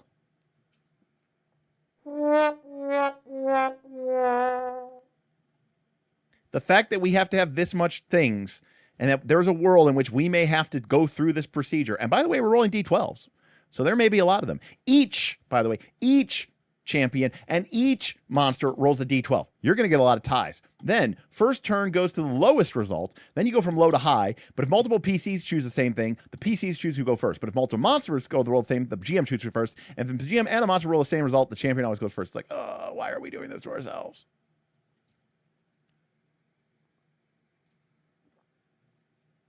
Zipper Fist is 1000% correct.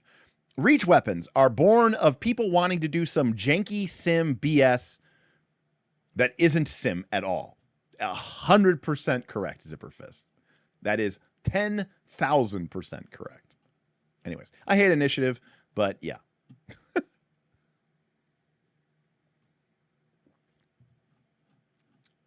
Especially if it's theater of the mind.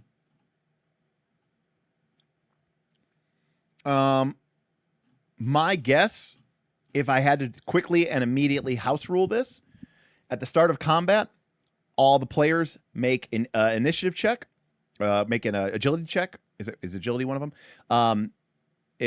Nope. Everybody, no, even quicker than that, Wes. Everybody makes an agility check. If you pass your agility check, you go in the first group. Then all the monsters go, and if you failed your agility check, you go after the monsters. Boom. Simple, easy, done. Everybody still gets to roll a die, right? We can jump right into an initiative because everyone knows right away if you pass your agility check or not. And, you know, and then you'll probably get, you know, some of the PCs go, then the monsters go, and then your quote unquote slow PCs go, and it's totally fine. You could also use a zipper initiative, I suppose, as well. But and here's our monsters, doing monsters. Once all monsters are defeated, the champions win the fight and can celebrate their triumphs. If all the champions have the KO status at the same time, they lose the fight. The monsters will strip them of their armor and weapons and take them to their lair to hold them captive or cook them. All right. Yeah, Shadow Demon Lords. I mean, there's a couple games that do it, but Shadow the Demon Lord does it. I thought Shadow the Demon Lord had something involving like slow and fast actions, I thought. But I could be conflating a different game. So by default, when you get TPK'd, you do not get TPK'd. When you get TPK'd, you get taken captive, and so they can cook you.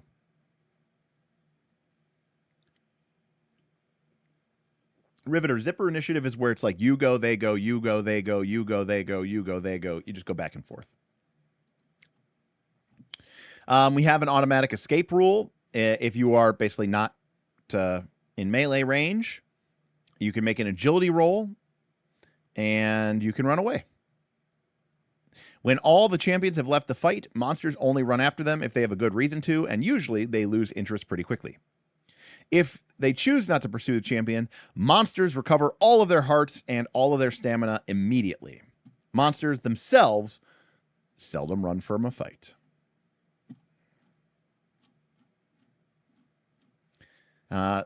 If you surprise, everybody gets advantage to their initiative roll. And if you get taken by surprise, you get disadvantage to your initiative roll. By the way, my proposed, you know, the use of that other game, you know, or the other system where it's like make an agility check. If you pass, you get to go first. If you fail, you go after the monsters. Surprise works totally fine here. Sneak attack. You can make a stealth check. And if you succeed, the monster gets attacked with advantage. And if it is a sneak attack, you ignore their shield, their armor, and they can't parry or dodge it. After a sneak attack, the fight starts and everyone rolls for initiative normally.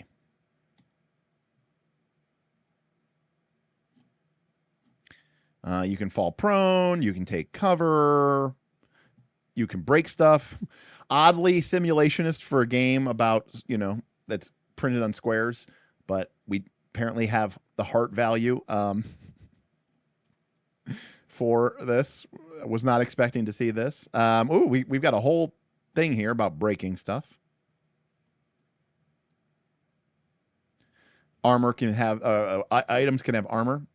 All right, so let's do a ceramic pot. All right, well, it has no armor. And a wooden crate is 1 to 5 hearts. So I'm gonna say that breaking a pot is like 2 hearts. Does that sound reasonable? I mean, this is true. Breaking pots is a huge part of Zelda, and the emulation is just like, hey, I need to know what it would take to break this pot. All right, during your turn, you can take a movement and an action, and once per round, you get a reaction. So you get a movement, an action, and you get a reaction. No, I understand. I guess I kind of forgot for a moment there what we're doing here. Before or after your action, you can move. You can attack. You can use a feat. You can cast a spell. You can move again. You can go total defense. You can help an ally. You can throw, pick up a pot and throw it. You can bull rush. You can delay. God, this has all of my least favorite horrible initiative things ever. Hey, we just spent a lot of time putting everybody into an initiative order. All right, what do? I delay. When that happens, I literally want to flip out a knife and stab myself in the throat and kill myself. Like, what are we even doing here? Like, I just feel the seconds of my life just like ticking away when that happens. You can just see it in my eyes. Like, my soul literally breaks. I'm just like, oh, I hate it so much. That was a little dramatic, but I cannot stress how much I hate initiative. Okay. When a monster attacks you, you must use your reaction to parry or dodge. So if you dodge, you make an agility roll, and if you succeed, you avoid the attack. If you want to parry, you make a strength roll, and if you succeed, you avoid the attack. But you can only parry if you have a melee weapon or a shield. You cannot parry ranged attacks unless you have a shield. You may decide to dodge or parry after seeing the results of the monster's damage roll. Again, I'm a big fan of this. So it sounds like the monsters just attack you and do damage, which is cool, I guess.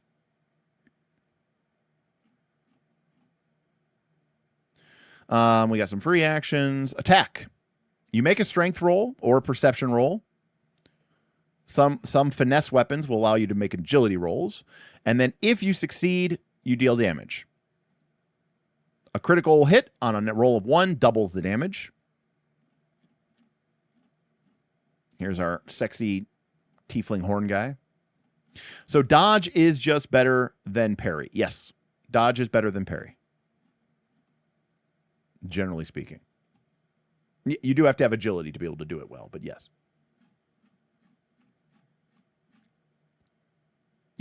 Yep. Damage versus DR. Yep. Core, base.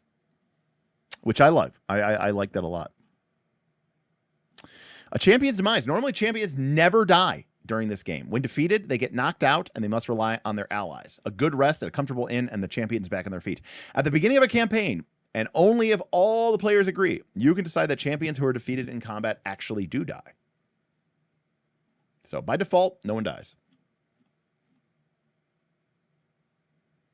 If damage would take you below 0 health, or to 0 or below, you suffer the wound status, and you must make a will roll. I love that it's a will roll. If you succeed in this roll, you hang on and continue to fight. Neat. If you fail, you are then defeated and get the KO status. KO. You must repeat this roll every time you suffer additional damage. Once the amount of negative hearts you recover is greater than your will score, you would become finally automatically detective. You must make a will roll. Unless someone uses a boon to save you. So, you're not immediately taken out at 0. Those characters with a strong will be able to keep hanging on and fighting until eventually you either fail one of those rolls, or if you get enough negative hearts, you will eventually fall. That feels heroic to me. I think it's cool. Monsters. They have no mind. They have no soul. They exist only to bring despair. So what this is called, man, this is two little mice, right? They're over in Italy, and they're like watching Knights of Last Call streams. And they're like, wow, this Derek guy, man, he's so right. Like, alignment really actually was a really useful tool, and it really solved a lot of problems. And it's a shame that people kind of shit on alignment, and we kind of moved away from it because it really solved a lot of issues with like, oh, but that's a person, and like, all right, what do we need to do to bring that back? Well, we can't just make them evil. Okay. How about we really highlight that they are just not even real, guys? They don't count. They don't count at all. Sounds like human propaganda. Yes. Anyways, point is, this allows you to play the game. I don't know how people who like ditched alignment and believe that every monster is a person actually manage to play D&D. The level of cognitive dissonance that must be going on is crazy. All right. Monsters get hearts value, stamina value, and armor value. I'm surprised that monsters get a stamina value. They have a threat level, actions, and feats. So here's a Trollo. Oh, it's like Dragonbane. You like roll a d6. So a Trollo is threat level 2. It has 25 hearts, 1 armor, 1 stamina. You roll a d6, and it can bonk, dance, throw a rock, sweep, concuss, bash. And its special action, which takes its stamina point, is Big Bonk. AoE D10 to all close by PCs and stun them for 1d4 rounds. It has 2 special abilities. Very strong. It's counted as being strength 10. And it is a savage. It has -1 to dodge and parry. Oh, no, it's -1 to dodge and parry his attacks. Well, I'm okay. So here's the thing. I am okay sort of rolling as a GM. Usually if I'm just rolling the damage. I'm actually okay with that, believe it or not. I don't like rolling as a GM to see if I succeed or not. I like rolling if because when I'm rolling the damage, that's just sort of like me describing how much effect I have, which is fine.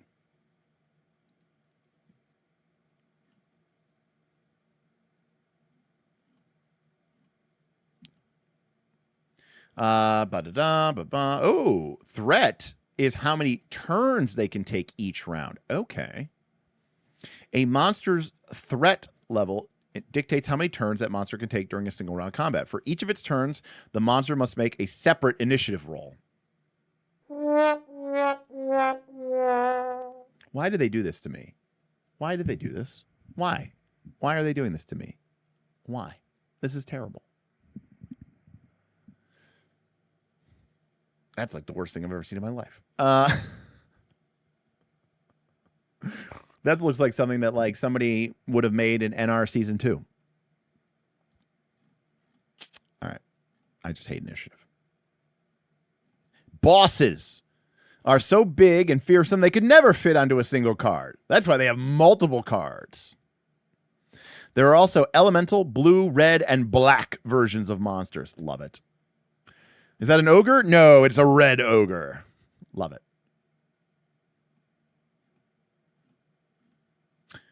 Monsters do not get initiative or reactions.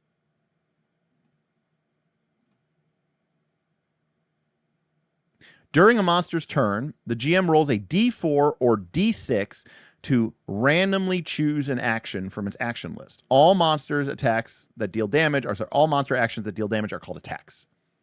Most monster actions do not require a roll to hit. If a monster action has a number written to its name, the GM must roll a D12 and score equal to or less than that number in order to hit. On the monster's next turn, the GM can choose whether to roll a new random action or to activate a rotation. So monsters are very automated, just like Fabula Ultima, just like, in some ways, Dragonbane, but this is really more Fabula Ultima-like. If the champions are fighting a minor battle, or if there's a lot of monsters and it's too confusing, in that case, just have the monsters that nobody cares about just spam their first action every turn, as if they only had a single action. Red actions are devastating and cannot be parried. Blue actions are very fast and precise and cannot be dodged. Okay, cool. Unless otherwise stated, a monster always attacks a random champion. So this is very Fabula Ultima coded.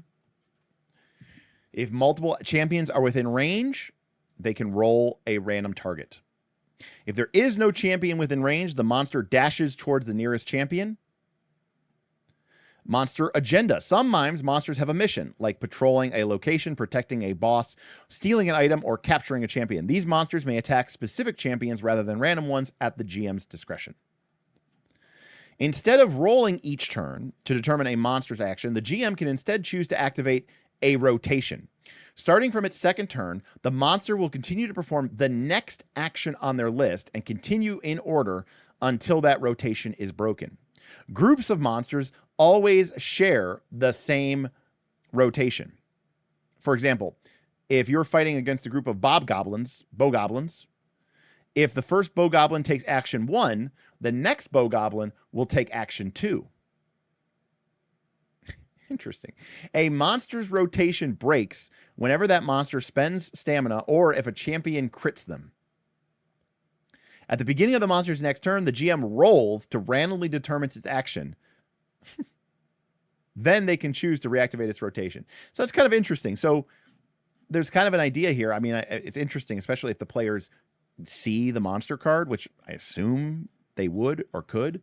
So like if we go back to the Trollo, right, we know that if the Trollo just did a rock throw, right, the next thing that the Trollo is going to do is it's going to rush in and sweep. And then we know it's going to concuss, and then we know it's going to bash, right? So, like, if we don't want it to sweep, we could theoretically, you know, try to crit it or something. Well, you're always trying to crit it, but that could make it mess up and re-roll it. It's fairly procedural, very gamey. And again, after playing Fabula Ultima, I mean, this is normal for me. This is my Friday night. Very easy to run. Very easy to run. No decisions. Oh, it's not my fault, guys. I mean, you're still making some decisions, obviously, as a GM. But with literally rolling random actions and random targets, you're like, this, I'm almost not the one even fighting you. It's almost kind of like playing a GM-less game at that point. Almost. Status effects. So we've got 10 negative conditions. One of them was like KO. So silence, you can't speak, can't cast spells. Burning, you take a point of damage. Blind, you have disadvantage. You can't roll. Oh, you have disadvantage to attack and dodge. Freeze, you can't take reactions, and you have to spend your whole action to move. Fear, you have disadvantage to 2 of the stats. Wound, you have disadvantage to 2 of the stats. Confusion, you have disadvantage to 2 of the stats. Why isn't there a condition for the other 2 stats?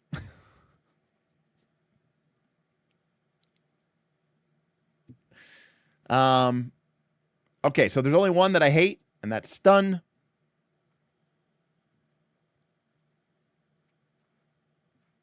So what are the stats that we don't have here? Blind covers perception. I guess poison is a vitality roll. I guess. I mean, at least you get a vitality roll. I guess. Yeah. Anyways, this is a totally fine condition list. It's not too long, right? But I guess they couldn't combine vitality and perception, right?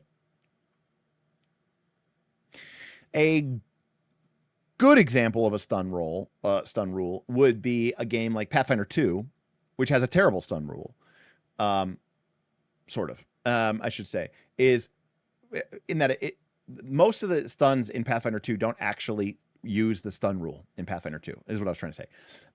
The way that stun is supposed to work is you get like stunned 1, and so you lose an action. You get 3 actions, and you lose 1 action, and then you're no longer stunned. That is a good way of the rule to work. But the way that most of the time they use that in Pathfinder 2 is they then ignore their own rule, and they basically say you're stunned for like a set duration, which I don't like. Like, I think it's fine to lose 1 action out of 3 and then only get 2 actions. I think that's fine. Yeah, exactly, Wes. Yep. And I would never make it that stun ever eats more than 1, right? Like, if you're stunned in Pathfinder 2 or whatever, you get 2 actions, not 3, but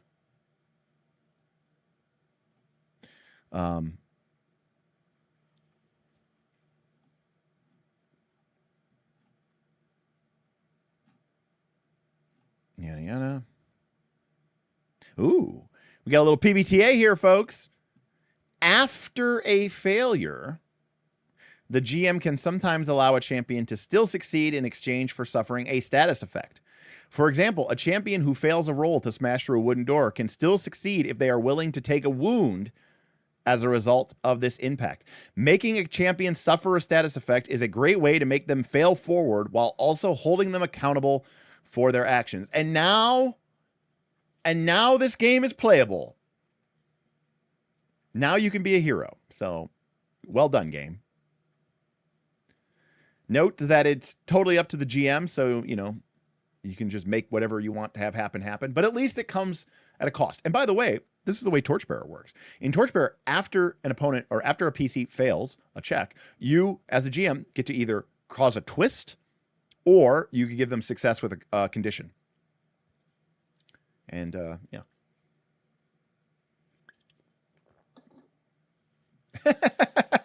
You failed convincing the merchant. You can convince him if you burst into flame.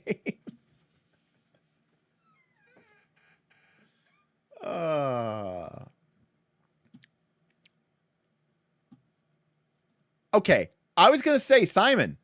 Yes, Jake, I was going to say, I'm envisioning a anime where a character gets really mad, you know, and their like face turns, you know, hot red, and they've got like the steam coming off of their ears, you know, or out of their head, and they're just like, you're burning.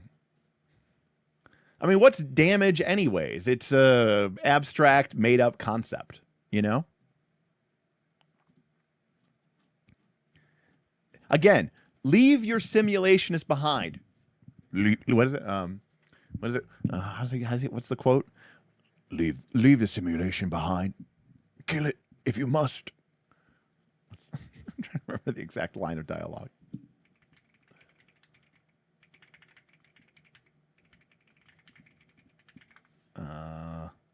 Oh, okay, sorry. Let the simulation die. Kill it if you have to. That's the only way to become what you were meant to be. All right.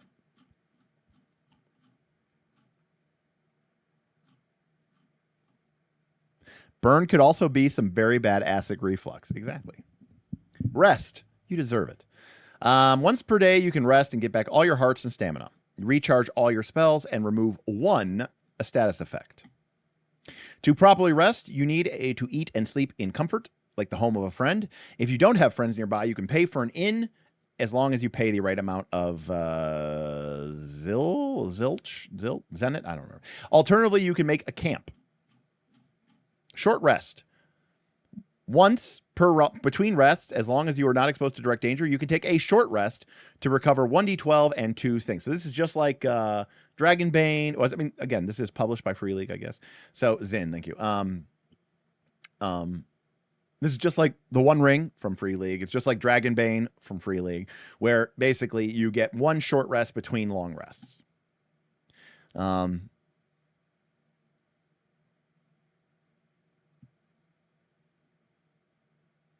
Additionally, you can choose to forego your short rest and instead forage for ingredients and components.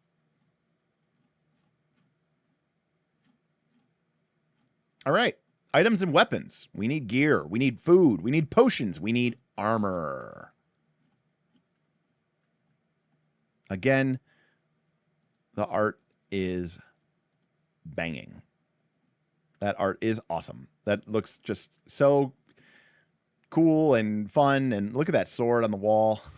It's like a WoW item. It's like a WoW raid item. Look at that thing. Just randomly up there with like just random swords. Oh, also this gigantic rune encrusted flaming bronze imbued sword here. Champions gain items and weapons by rummaging about in the world, claiming loot from monsters, and trading with the many traveling merchants who roam the land.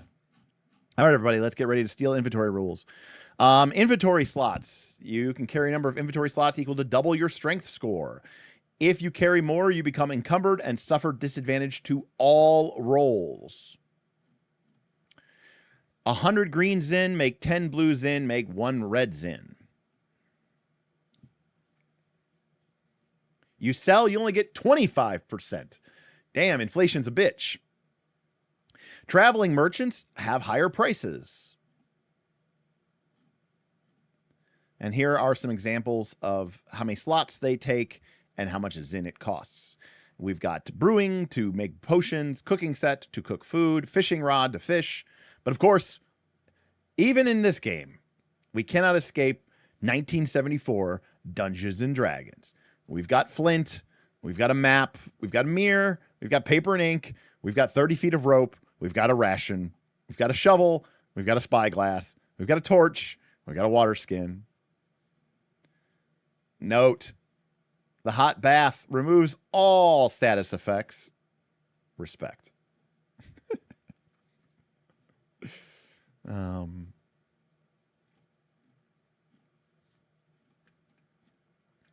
Hey, look at this. Weapons. Take this. That's awesome. That is awesome. Somebody, again, you know, they Somebody wasn't sleeping, you know. They got it. They understood. Each weapon has a damage value that indicates what dice that you would roll and a weapon range. Weapons are either melee or ranged. Shields are also considered melee weapons, but do allow you parry range attacks. We already know that. You use strength for melee weapons and shields, agility if it's a finesse weapon, and perception for ranged weapons. Okay. Yada yada. Equipping. Weapons can be accurate. They can be defensive, all with little, you know, little bonuses here and there.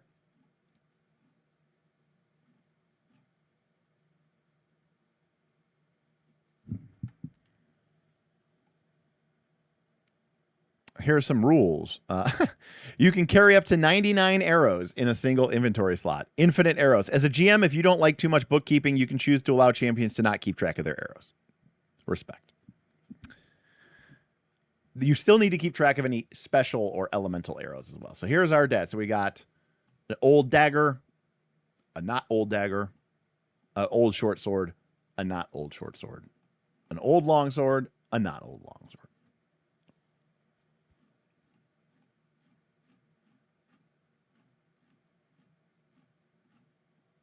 All right, that's it. By the way, remember we've talked about this like forever on the Discord. Let's see. Let's see if we got like, do we cover like what I consider like, do we have like the core weapons? Okay, we have a dagger, we have a short sword, we have a rapier. Normally, I would just consider this all kind of just like a sword, but whatever. We have short sword, rapier, long sword, great sword. Too many swords. We have spear, axe, great axe, hammer, great hammer, club. 3 versions of the club, by the way. Staff, claw. We have old shield and shield. And tower shield. Slingshot, boomerang, bow, and arrows. No crossbows. We don't have those in Link. Boomerang. Yeah. Whew. All right. Armor. So medium armor and heavy armor give us disadvantage to stealth or disadvantage to stealth and agility rolls. So if we are in heavy armor, dodging going to be very tough because we're going to have disadvantage to those agility rolls. Makes sense. Medium and heavy armor might attract lightning during a storm. Unless you have a specific feat that allows it, you cannot cast while wearing any armor other than clothing. Though the D&D coding continues here. Armor is rated from 0 to 3. Whenever you take damage from an attack, you can subtract your thing. So I guess burning is not an attack. Burning would definitely go through your armor.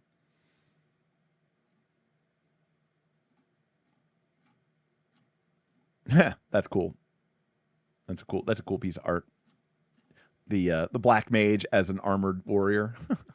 Technically, it is a kin, so you can be anything. You don't have to be a mage. We also have accessories like paragliders and... All right, so we have clothes, light armor, medium armor, and heavy armor. We also can have a grappling hook, a paraglider, or a surfboard. Literally the most Zelda-coded shit that we can ever possibly imagine, right? Hook shot, paraglider, and surfboard. Apparently, we have a little bit of an editing error there.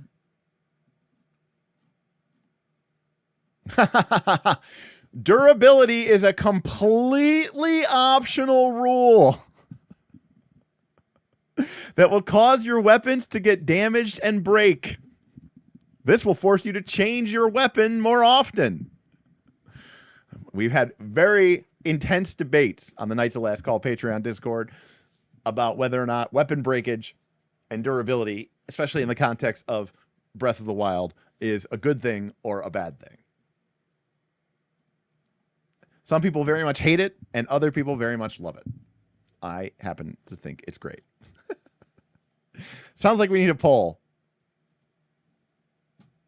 All right.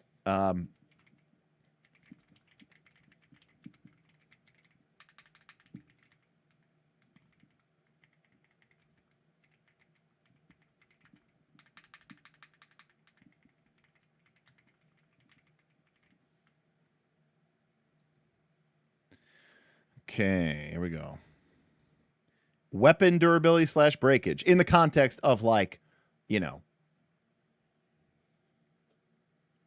like Breath of the Wild or I'm completely blanking. Tears of the Kingdom. Final Fantasy Mystic Quest, not the greatest game of all time, but Phoebe was a cool character.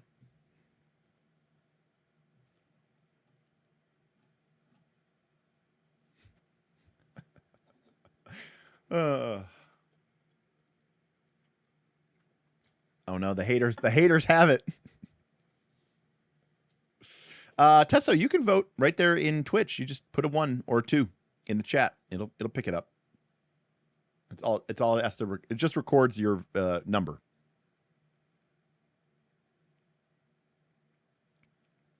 Oh, we're tying up. Oh, nope. Hates pulling ahead. I do like that they understood. They understood, like, they're like it is a completely optional rule. We don't even want to make you, because sometimes they give you optional rules and they're very clearly like, but we think you should use it. They're like, no, this is completely optional.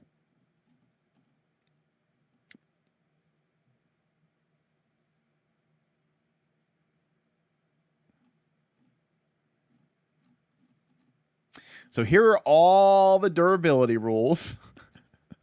It's a whole page. You lose durability if you score a critical failure. You willingly hit hard to re-roll the damage, or a monster makes you drop it. Ooh, so after a successful attack with a weapon, you can choose to willingly damage that weapon and repeat the damage roll. You can only do this once per attack, and you must keep the new results. So now it actually is a resource that you can use to potentially re-roll your damage.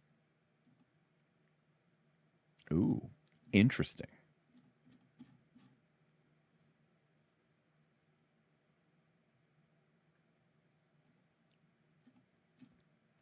All right.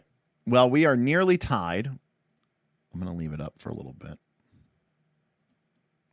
You can't fight on an empty stomach. Food and potions allow you to recover hearts and endurance or stamina and grant additional perks like enduring hot or enduring cold. Eating food or drinking a potion is considered a free action, provided you have them equipped or otherwise in hand. You can only have one food or one potion effect active at a time. Consuming another food or another potion with a lasting effect will end the effect of anyone that is currently active. You could drink a potion, and then you could drink another potion, but then you would lose that first potion. Each food or potion takes up one inventory slot. Did you go on to Twitch just to vote twice? You son of a... You didn't think I would notice? Son, I notice everything. I notice I am the master of my domain, okay? I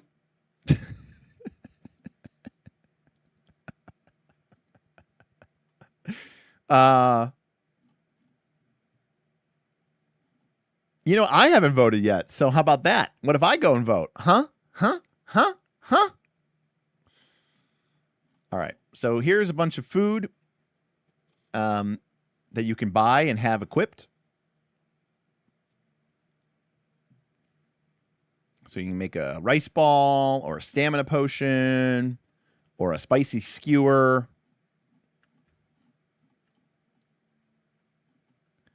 To cook your favorite food and brew your favorite potions, you need the right ingredients. So ingredients, mushrooms, fruit, and vegetables are used to cook food. Ingredients can be found in the wild or recovered from merchants. Fruit and vegetable could just be eaten raw straight up and give you 1 heart each. Components are monster parts. They can be used to brew potions. So ingredients make food. Ingredients are cooked into food. Components are brewed into potions. Each ingredient and component is represented by a die, and it has one or more of the following properties: healthy, invigorating, spicy, refreshing. Cool. When you make camp or roam through the wilderness, you can choose to forage. I know, for example, if the party takes a short rest and you don't need the recovery of the hit points, you can instead choose to forage. Kind of a reward for, doing well. On a success, roll a d20 to determine what ingredient and component you find. On a critical success, you get to roll twice. On a critical failure, you inadvertently attract monsters. So you could find some rice or apple or banana, or watermelon, or a super hot pepper. And you can gather some eggs. We got some fish. Look at this, a king salmon. It's D12 and the healthy die. All right. If you are at a body of water and you have a fishing rod, you can make an agility roll to catch 1d6 fish.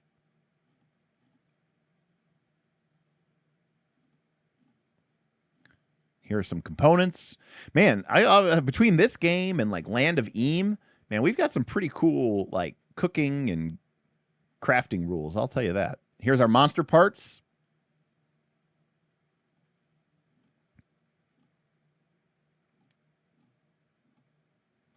No, I do not think this will have extensive rules for fishing. The fishing rules, we literally just saw them. At any body of water, if you have a fishing rod, you can make an agility roll to catch 1d6 fish. That's the fishing rule. All right, so let's say we want to cook. So if we're at a kitchen or we're at a campfire, we can turn our fresh ingredients into delicious, delicious food. Choose the ingredients. Make a charisma roll to test your cooking skills. I guess they had to give charisma to something.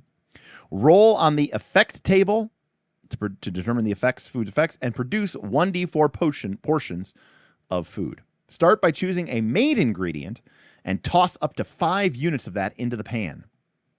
For each unit, add 1 die to your ingredient pool. The property of the main ingredient will determine the effect of the food. For example, with 3 red mushrooms, your ingredient pool is 3d4 healthy. If you use 2 bell peppers instead, your pool is 2d8 spicy. You can then add up to 5 side ingredients. Each side ingredient adds +1 to your pool. So 3 red mushrooms and 2 rice, and we have 3d4 plus 2 healthy. 2 bell peppers, 2 rice, and 1 herbs, you have 2d8 plus 3 spicy. If you want, you can add up to 5 units of a second main ingredient. Foods made with 2 main ingredients with the same property have a single more powerful effect. And if you use 2 main ingredients with different properties, then you'll get multiple but less powerful effects, right? So you can either be singular focused and very powerful, or have 2 effects, but they're a little bit weaker. Like, for example, we could cook up some mushrooms, red mushrooms, and some bass. Or mix together red mushrooms and bell peppers. Sounds delicious. All right, so make a charisma roll. Once you have your ingredient pool ready, set it aside and make a charisma roll to see how you handle the ingredients. After all, cooking is an art. If you succeed, proceed to the next step. And on a critical success, add +10. If you fail, remove half of the dice from your ingredient pool. If the pool is lowered to 0 dice, or if you score a critical failure, you completely lose your ingredient pool and make slop, a somewhat disgusting food that restores 1 heart. Simon. Simon. Simon. Simon. The monsters are made of pure evil and bad guy spirits. You're saying charisma makes no sense? That's where you drew the line, Simon? That's where you drew the line? Come on, Simon. Come on. Thank you, Sven. That's correct. What's the number 1 ingredient, Simon, in cooking? Love.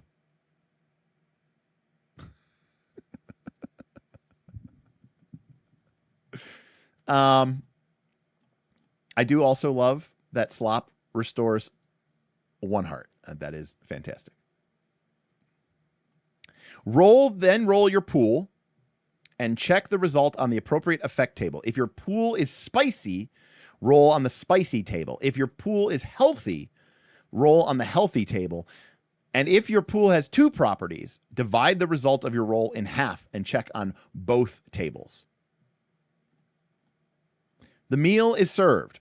By cooking, you produce 1d4 potions of food. Write it down on your sheet, and don't forget to give it a proper name, like mushroom stew or spicy skewers. All right, so here we go. We succeed on our charisma roll to cook 2 meat and 3 red mushrooms. Our ingredient pool is 2d6 plus 3d4 healthy. So we roll all that. We get a 13, which corresponds to recover 1d8 hearts on the healthy table. Thus, we roll 1d4 and to our inventory, and we add 1d4 potions of roasted meat and mushrooms. Recover 1d8 hearts. Or perhaps we succeed on our charisma roll to cook 2 catfish, 3 bell peppers, and 1 herbs. Our ingredient pool is 5d8 plus 1, healthy and spicy. Scoring a 23, we have it to 12, and we check on both the healthy and spicy tables. We add to our inventory 1d4 potions of spicy fish stew, which not only lets us recover 1d8 hearts, it also lets us endure cold 1 for 2d4 rounds. So we have a healthy table. Holy shit.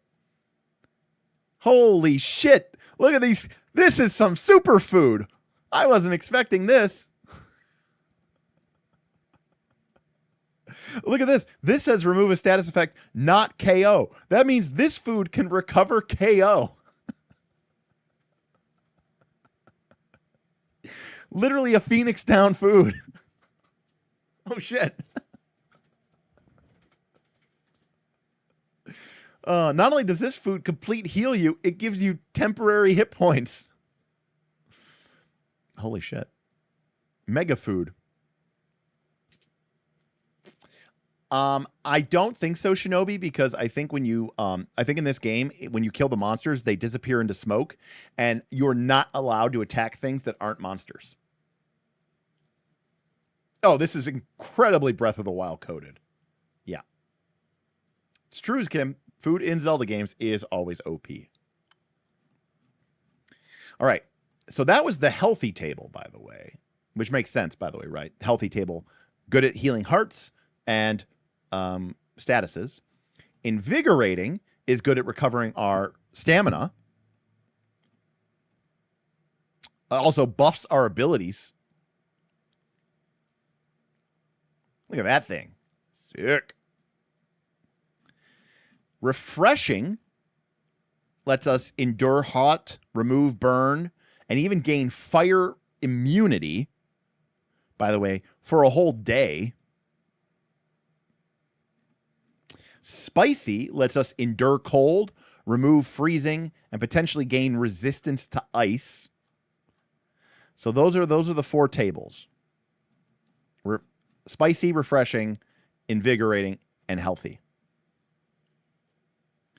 I'm thinking of making some.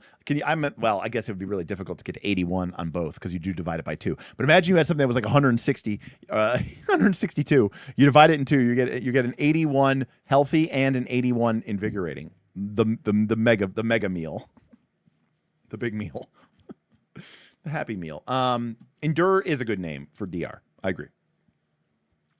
Now, brewing potions works very similar to cooking food. We're not going to go into all of it just because it's a lot of time. But we have red potions, which are healthy, green potions, which are invigorating, yellow potions are spicy, blue potions are refreshing, and purple potions are mysterious.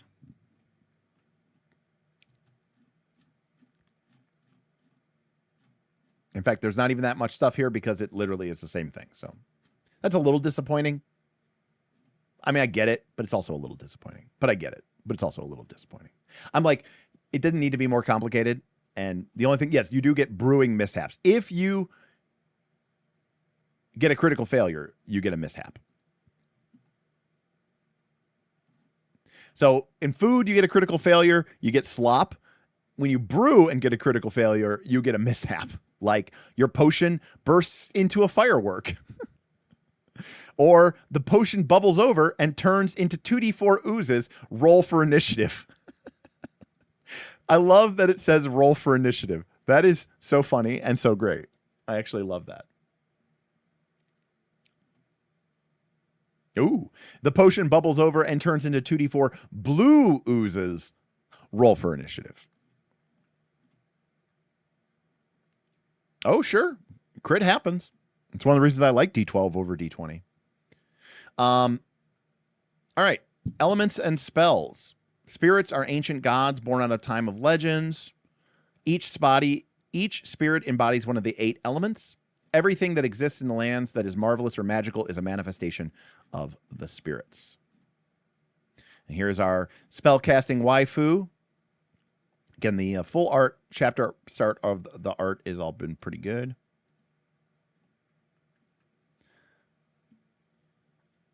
All the anime weeaboes are probably like, you know, their eyes are turning into hearts and they're like, oh, right? They've got like the drool coming off their mouth or whatever it is that they do in anime.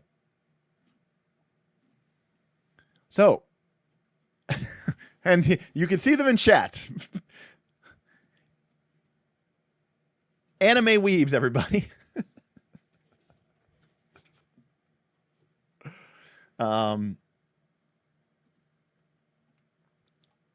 That's it. That's it. Blood gushes from the nose. Are you saying a real anime she wouldn't be wearing shorts, Vin? Is that what you're implying?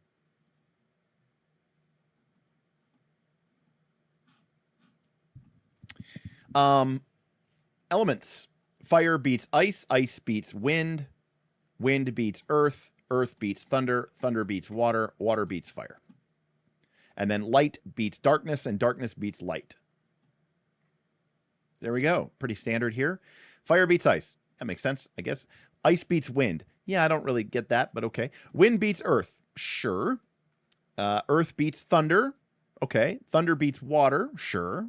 Water beats fire. Okay. I'm down with all of that, except for this one right here. Ice beats wind. That's the only one that doesn't make any sense to me. I get that something needs to beat wind, and I don't know what it would be otherwise, but I guess earth could beat wind, but, you know, we think of the wind wearing down earth, right, over a long enough period of time. Anyways, ice, I guess, beats wind. If someone can make that make sense to me, again, it doesn't need to be simulationist. I'm just like, thematically, I don't necessarily understand it, but there it is. All right, we went full, you know, by the way, Two Little Mice is an Italian company, so I wonder how much, and I'm sure they're like friends with / they're probably playing Fabula Ultima, but so we've got weakness, double, resistance, half, immunity, none.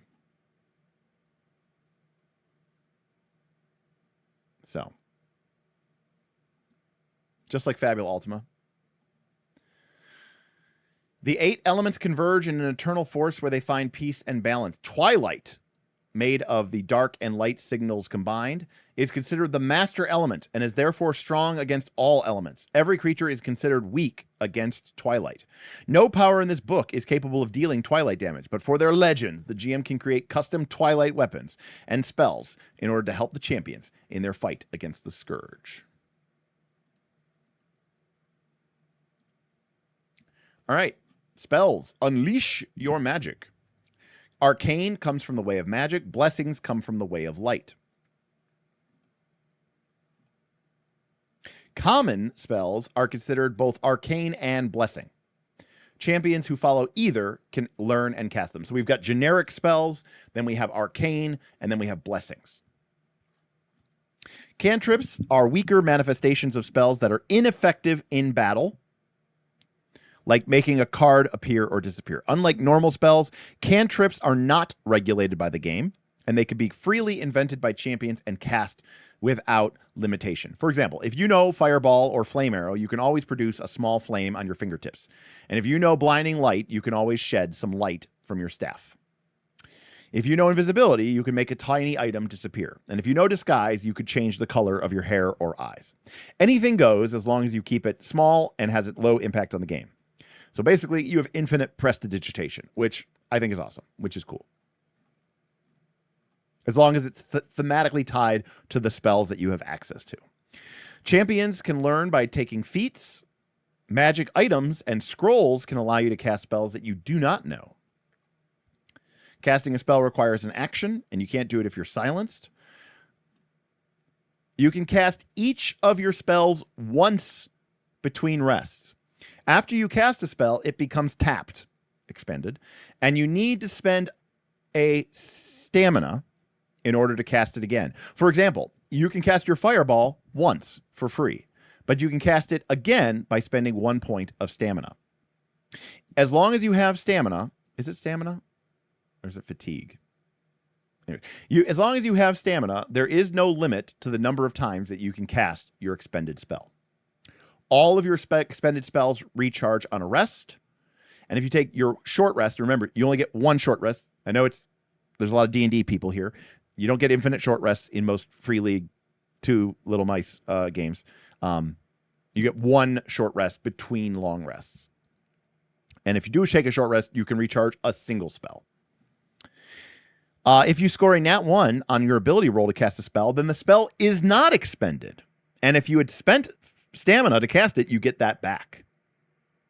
So that's cool. I think that's awesome. That makes critting on your spellcast check really cool. So it's kind of like Vancian, but it's not a hard limit, and you get it for free. It's kind of like, another way to think of it is every spell costs a stamina, but every spell gets like fronted one free stamina for free. You know, that's kind of a way to think of it. All right. So we've got a bunch of spells here. We've got Chain Lightning, Blue Bubble, Counter Spell, Disguised, Fireball. You throw a blazing ball of fire, dealing 1d8 fire damage, ignoring armor, to your target and to all creatures close to it, including you and your allies. Fireball does triple damage against inanimate objects. If you fail the roll, the spellcasting roll, the fireball only deals 1d4 fire damage. And on a critical failure, the fireball deals 1d4 damage and you become the target. Womp, womp, womp. Awesome art.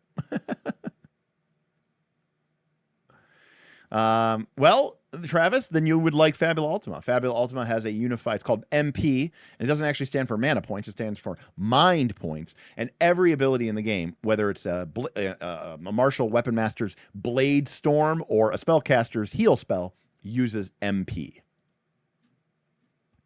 Fire Arrow, Ice Wall, Icy Daggers, Illusion, Invisibility, Shatter, Teleport, Thunderbolt. Huh, good spell. Another good piece of art. It's a shame. It doesn't really fit well on the screen because, you know, of dimensions and stuff like that. And here are our blessings. We've got Barrier, Blinding Light, Favor. You invoke the blessings of light upon an ally.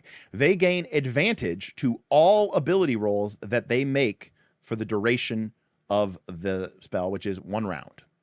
If you fail the roll, they only get advantage to 1 roll. So it looks like most of the time, if you have to make a roll, it always works. It just doesn't work as well. For example, the eponymous heal. You heal wounds with the imposition of your hands. You or a close ally recover 2d8 hearts. But if you fail the charisma roll to cast heal, you just heal half damage. You still heal, but it's just half damage. Yeah, the game has cards for all of this, Jake. It's a very card-heavy game. In fact, the game, you could argue, is kind of built around cards. Now, remember, there's no levels to any of these things. You can just, whenever you take feats as a way of light, you get 2 or 4 spells, blessings. So life, you could start the game with life. You lay your hands on a KO'd ally and pray for their fast recovery. They remove the KO status and they recover 1d8 hearts. If you fail the roll, the charisma roll, they still remove KO, but they only recover 1 heart. And you could start the game with that. I think that's pretty cool, actually.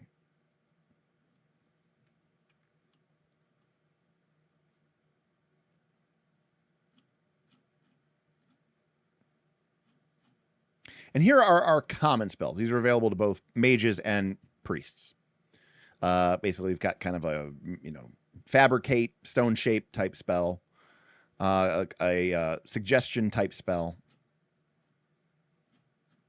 a magic armor, magic hand, magic shield. Basically, just your generic magic stuff. Magic weapon, magic shield. Oh, well, sleep, levitate, whisper. So then we have magical items, legendary items. These are extremely rare. They can only be found in remote, dangerous places or received as rewards. Something maybe like a Twilight Sword.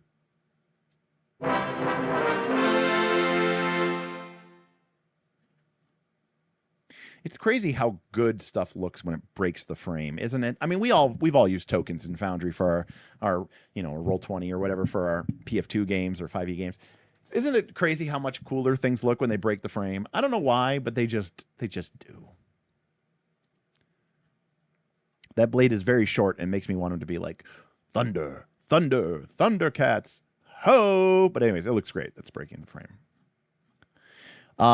Some magical items let you cast a spell. For example, a spell of sword might let you cast Fireball. The first time you touch a magical item, you feel its power running through you, and you must choose whether or not you open yourself up to it. This process is called attunement. Only a single champion can attune with a magic item, and only they can wield its power. You can attune to any number of magic items at the same time, but you can never unattune from them. So bind on equip. Magical scrolls are one-shot spells. Heartstones. When you attune to a heartstone, you get +3 hearts permanently. Stamina stones. When you attune to a stamina stone, you permanently gain 1 stamina. After you attune to a heart or stamina stone, it quickly crumbles into sparkling dust and blows away in the wind. Simon.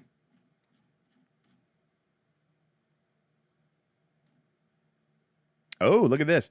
Magic and elemental weapons are extremely fragile. It is highly recommended to apply the durability rules in order to make them more precious. Interesting.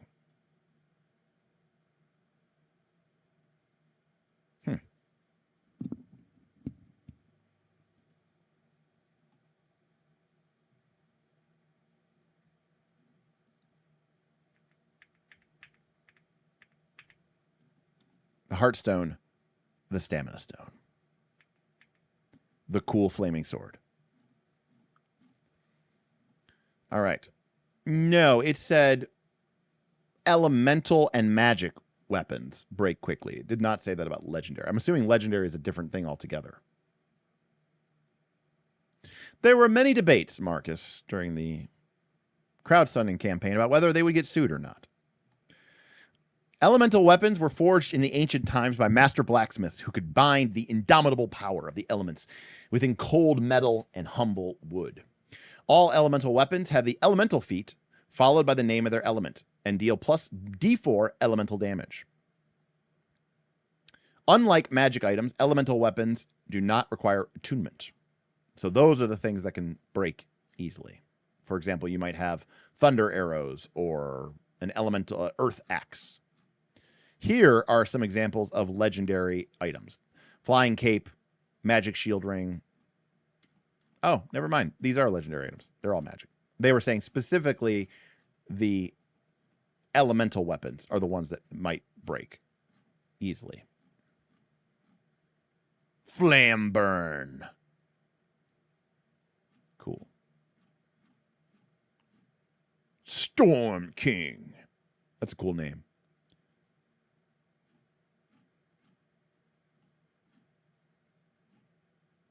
And that is the player section. Now, we're going to quickly breeze through, if you will, the Game Master section. But, generally speaking, be prepared, be flexible. The GM section, you're not fighting against the champions. We are going to use clocks. Quests. A quest is usually played across several sessions. Quests that are resolved within a single sessions are called one-shots. Not every quest can or should be completed right away. One of the champions should keep a quest log. Deeds. During a quest, champions have to do at least one of these deeds. They have to help someone, they have to explore a landmark, or they have to defeat a boss. Quests can feature up to 3 different deeds, and one-shots should just focus on 1 or 2. When the champions complete a quest, hope is raised by 1 for each deed that they have accomplished. Their great efforts and selfless acts of kindness make a difference. This may also be the perfect time to award them with a treasure chest. Each time they collect 4 hope, all the champions make an advancement. First quest. Completing the first quest is a remarkable achievement. To make this event truly remarkable, you can reward champions an additional point of hope. If you are playing a campaign, completing a quest also lowers the despair of the region by 1, regardless of the number of deeds done. To learn more about this, see page 140. So again, the game is kind of set up to be like as a one-shot or whatever, a multi-shot.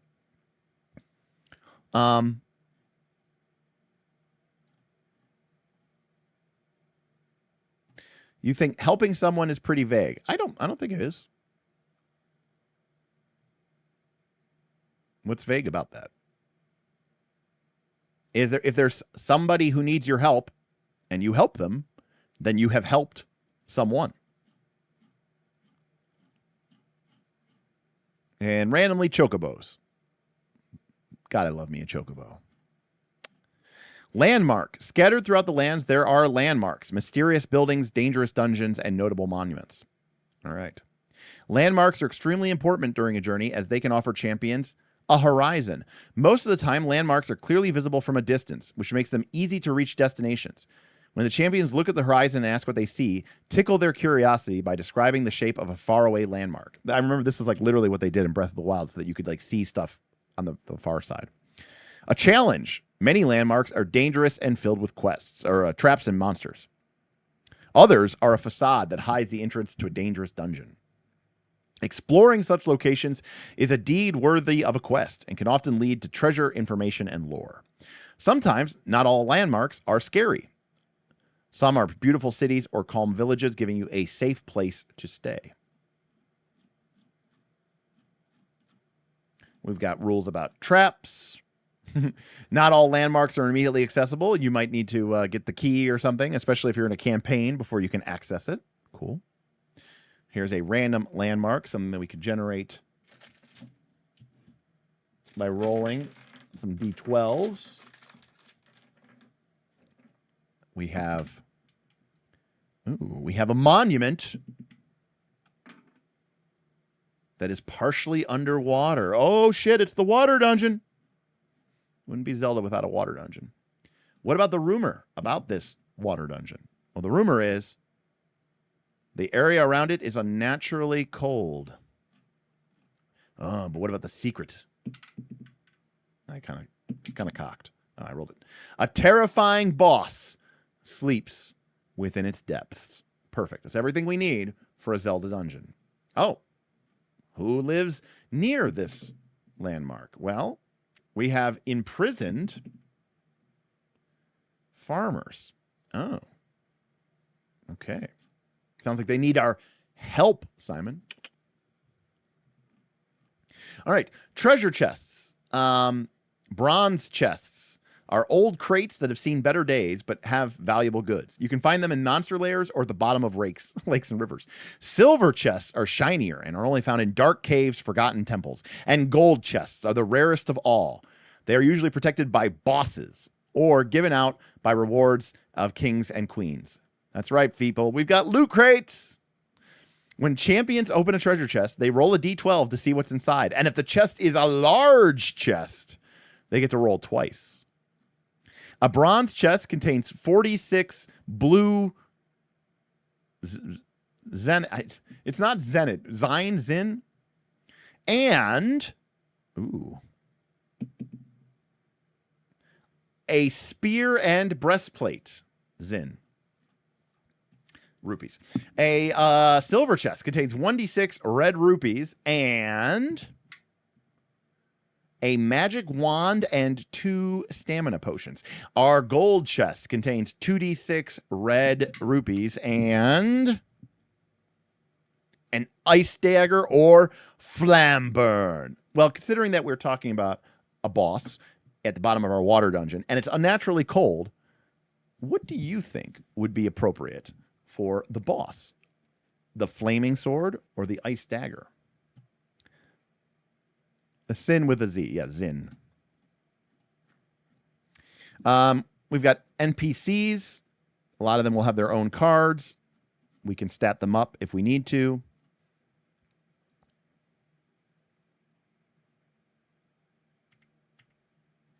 Here's an example of a NPC card. Hearts, 8 stats, stamina, armor, equipment, sword, weapon. And again, super easy to roll, right? Like when this guy attacks, you just roll D8. He just attacks. He's not a monster. He's just an NPC, you know? Here's the captain of the guard. Looks pretty cool. I will note that he has feats, and the feats aren't listed here. So that means you need to know what everything does, which is unfortunate. Right, it could be either. He could have locked away the fire weapon so that no one could use it against it, or it could be that, you know, the ice dagger is what it's guarding, and that's what causes the unnatural cold. Or maybe the ice dagger is what causes the unnatural cold, and the monster was just drawn here and attracted here. Yeah, so feats not being listed is a big L, and I'm going to agree with you. I think that's a big L.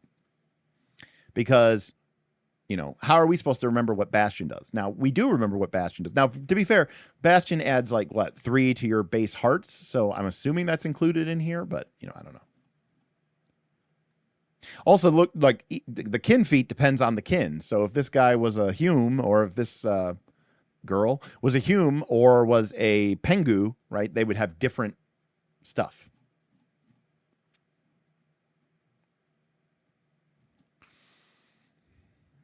I mean, the art's great. It's breaking the frame. It looks great. It looks really cool. But again, you know, I don't know what these things do.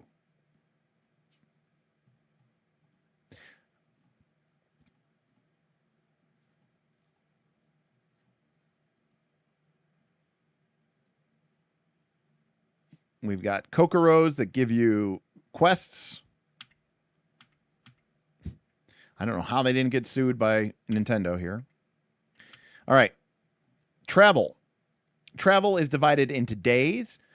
For every day on the road, the champions make 2 travel rolls to determine any random encounters. After a travel roll, champions may also take a short rest.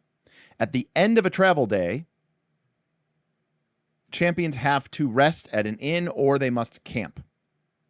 If champions are traveling with an expert guide, which is actually something we saw up in the inventory, they may choose to make only 1 travel roll per day.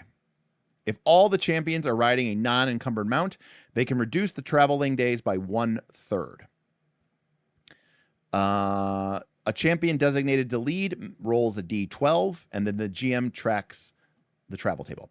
Way back, if you're returning from a quest, you can just skip the travel rolls. Before a travel roll, you can make a perception roll to find the best path or look for landmarks or breakfast.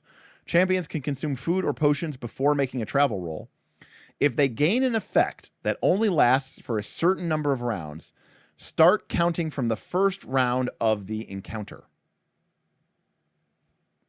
Despair. If you're playing in a campaign, lowering the despair of a region also decreases the size of the die used for the travel rolls. Man, this thing is really Fabula Ultima coded.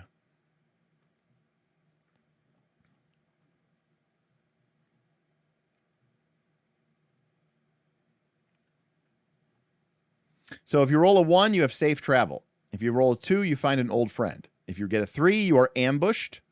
If you roll a 4, you encounter a big scary monster. 5 is a group of bandits. 6 is a blocked road. 7 is a storm. 8 is an enemy encampment. 9 is someone asking you for help. 10 is an obstacle. 11 is an opportunity, but it's not easy. There could be danger or monsters. And 12 is a panorama, a beautiful spot from where you can see a marvelous view of the lands below.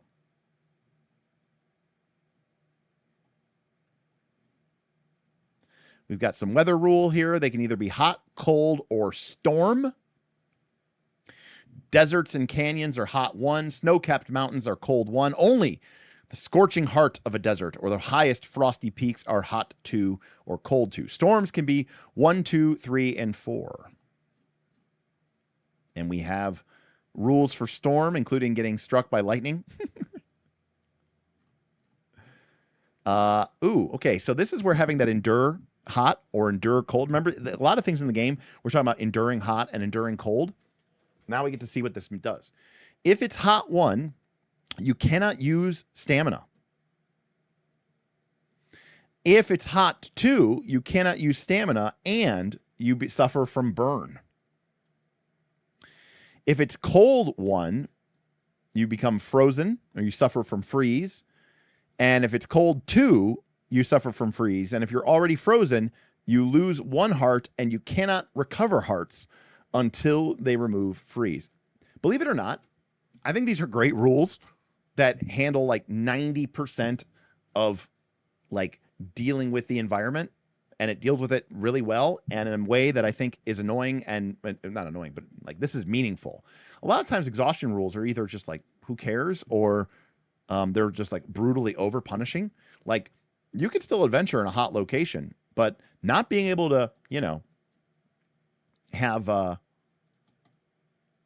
be able to spend your stamina is a big problem. And it's like, oh, well, we should make a refreshing potion, you know, like a refreshing meal to give everybody endure hot 1 so that we can, you know, adventure through the desert. There we go. So speak of the devil.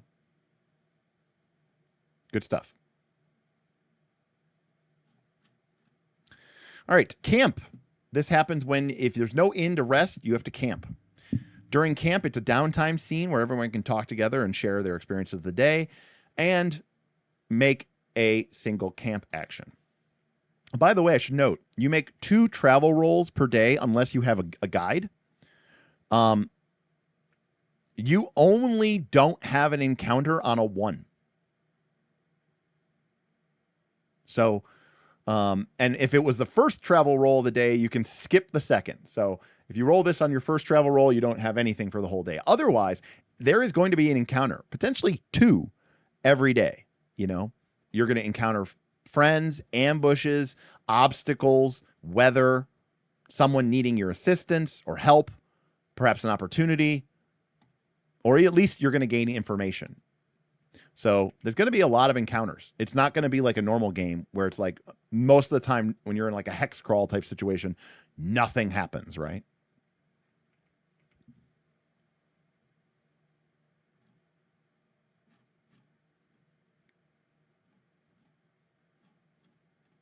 To camp, you have to be safe, you have to have shelter, and you have to have food. If you only have 2 out of the 3 of these, you can only take a short rest. If you only have 1, you can't rest at all.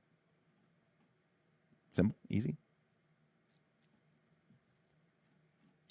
Camp actions. You can cast any number of your spells. You can cook food or brew.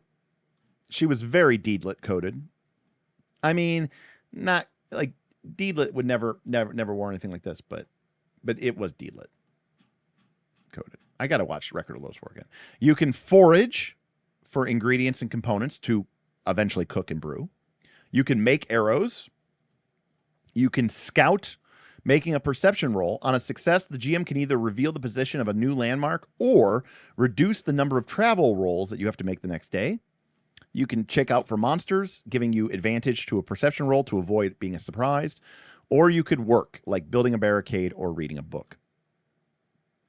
A campaign, they're like, this is a crazy concept that most people have no clue. But in a campaign, you're going to play for more than 3 sessions. Can you even imagine?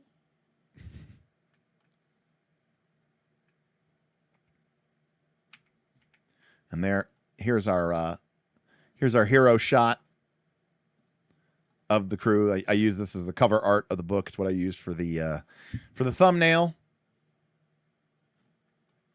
So here's the map. The map is also made up of little square cards. You reveal the map.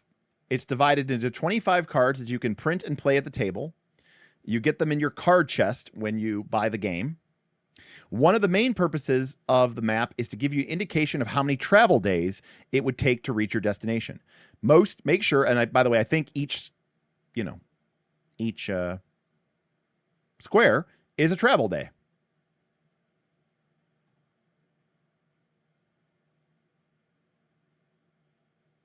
Oh, no, never mind. It's 3 days to cross a single card. So there you go. So this is the lands of Radia, and it's 15 days to get entirely across the world. It's So each square is a region. What is, wait.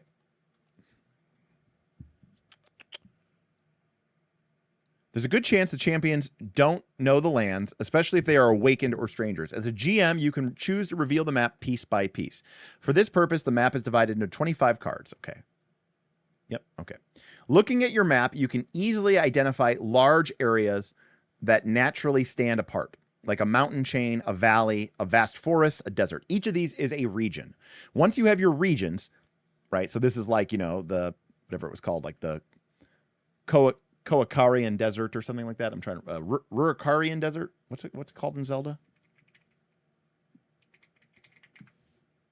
The Gerudo Desert. I got that completely wrong. Gerudo.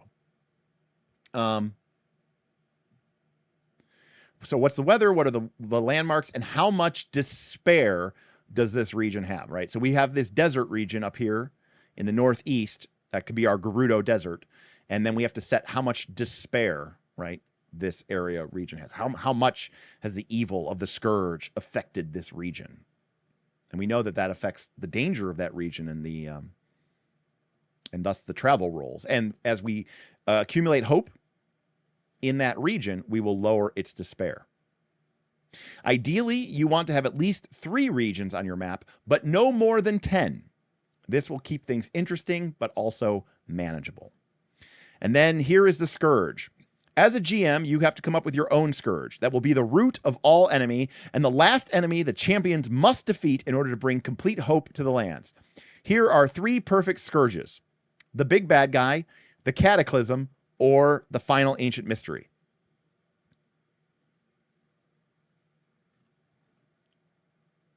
All right. So here are our hope rules. Hope starts at 1. Every time you complete a quest, hope raises by 1 for each good deed that you accomplished, up to 3. When the champions suffer a terrible defeat or loss, or when they irredeemably fail a quest, the GM can lower hope by 1.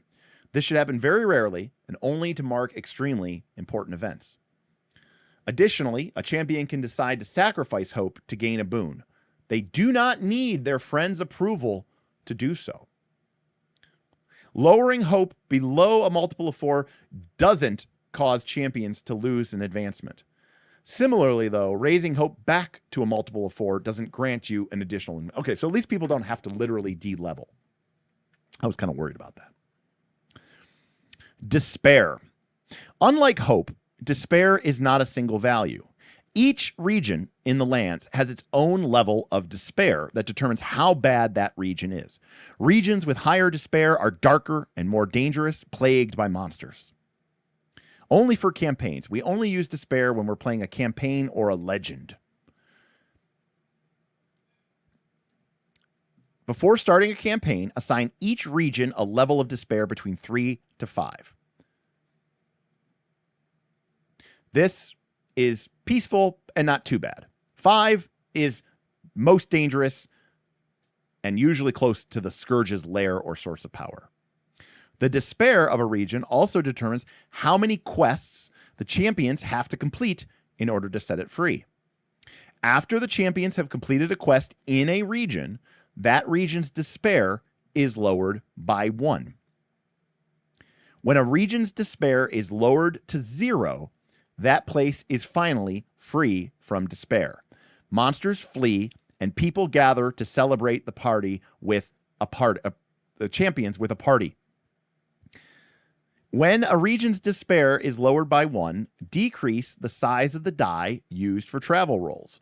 When a region is completely free from despair, champions unlock fast travel within that region and do not need to make travel rolls at all. I like how they don't have to explain travel roll or fast travel. They just go, you know what this is. Lowering despair often heals a region. Lifeless trees begin to grow again. Storm clouds flee from the rays of a new sun.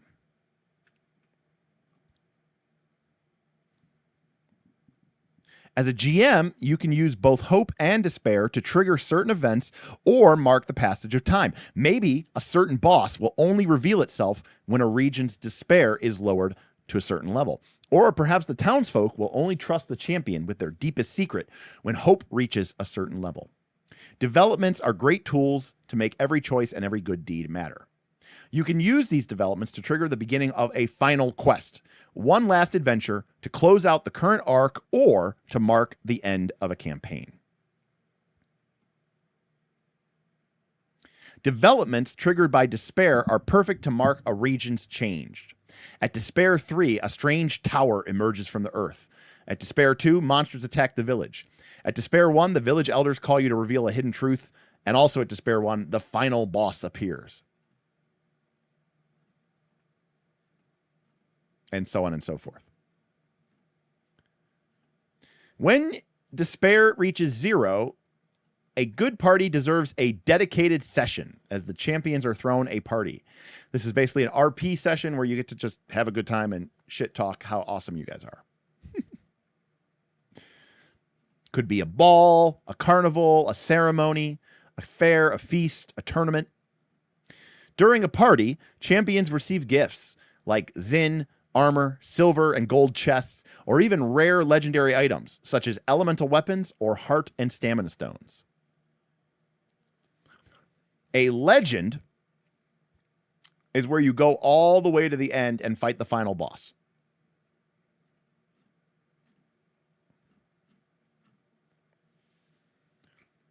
The game also has patrons, very One Ring coded here. And then we have information about the kingdom and an atlas. I'm not really too interested in this, but this is like the default. This is the default world. We've got, looks like 8 regions.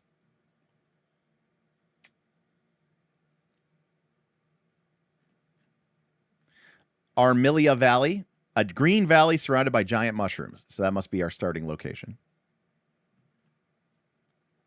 Lumino Plains, the Tolanga Coast, the Morgova Forest, the Vazosta Gully, the Pen Mountains, the Sagrata Desert, and Radosia Castle itself. Very cool. Love this world. Love this map. Love this art.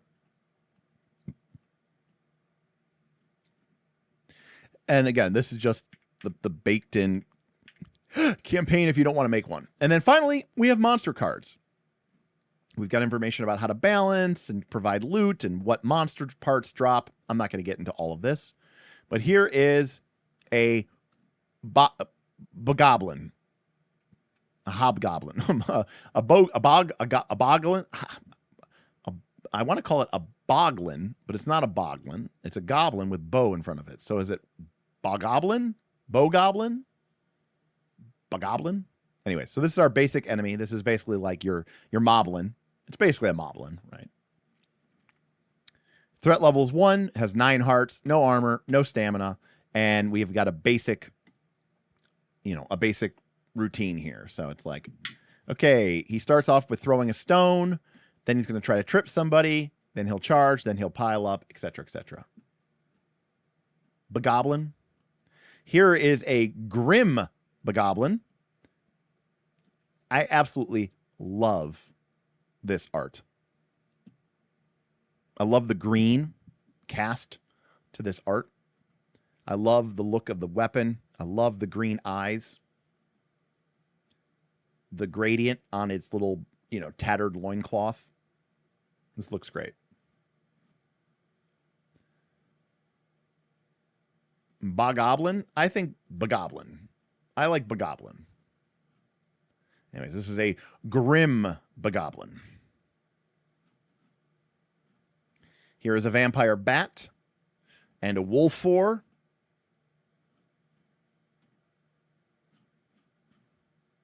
Here's a lizalisk and an ooze.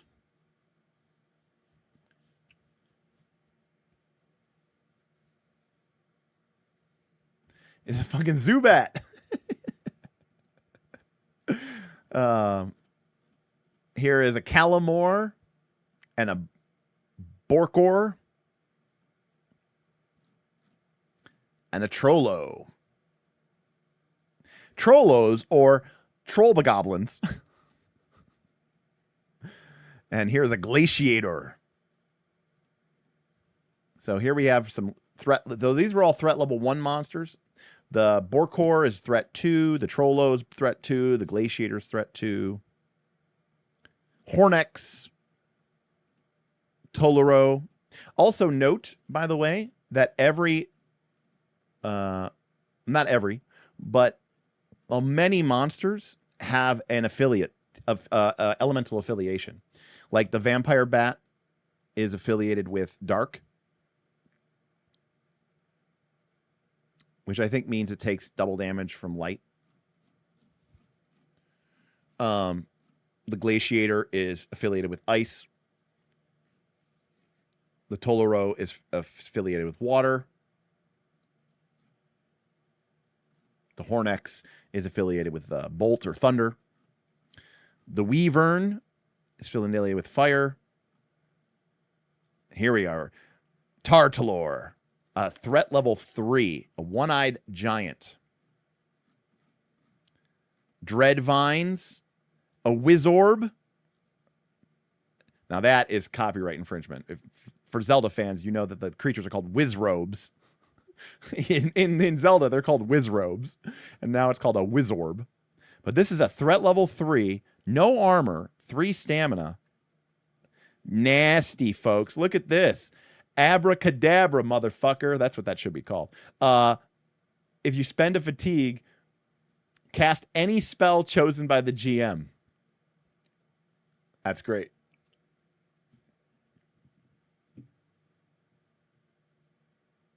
That is sick. So we've got daggers, stasis, flame arrow, magical clones. And if there already are active clones visible or viable, they recover a stamina, right? So if you get all the way back to magic clones and you haven't taken out his magic clones, he actually is going to heal his stamina. This is also nasty too. Look at this. All PCs within far range must pass a will roll or suffer silence. That means no spell casting, all shut down. Melee attacks have disadvantage. He's resistant to all elements.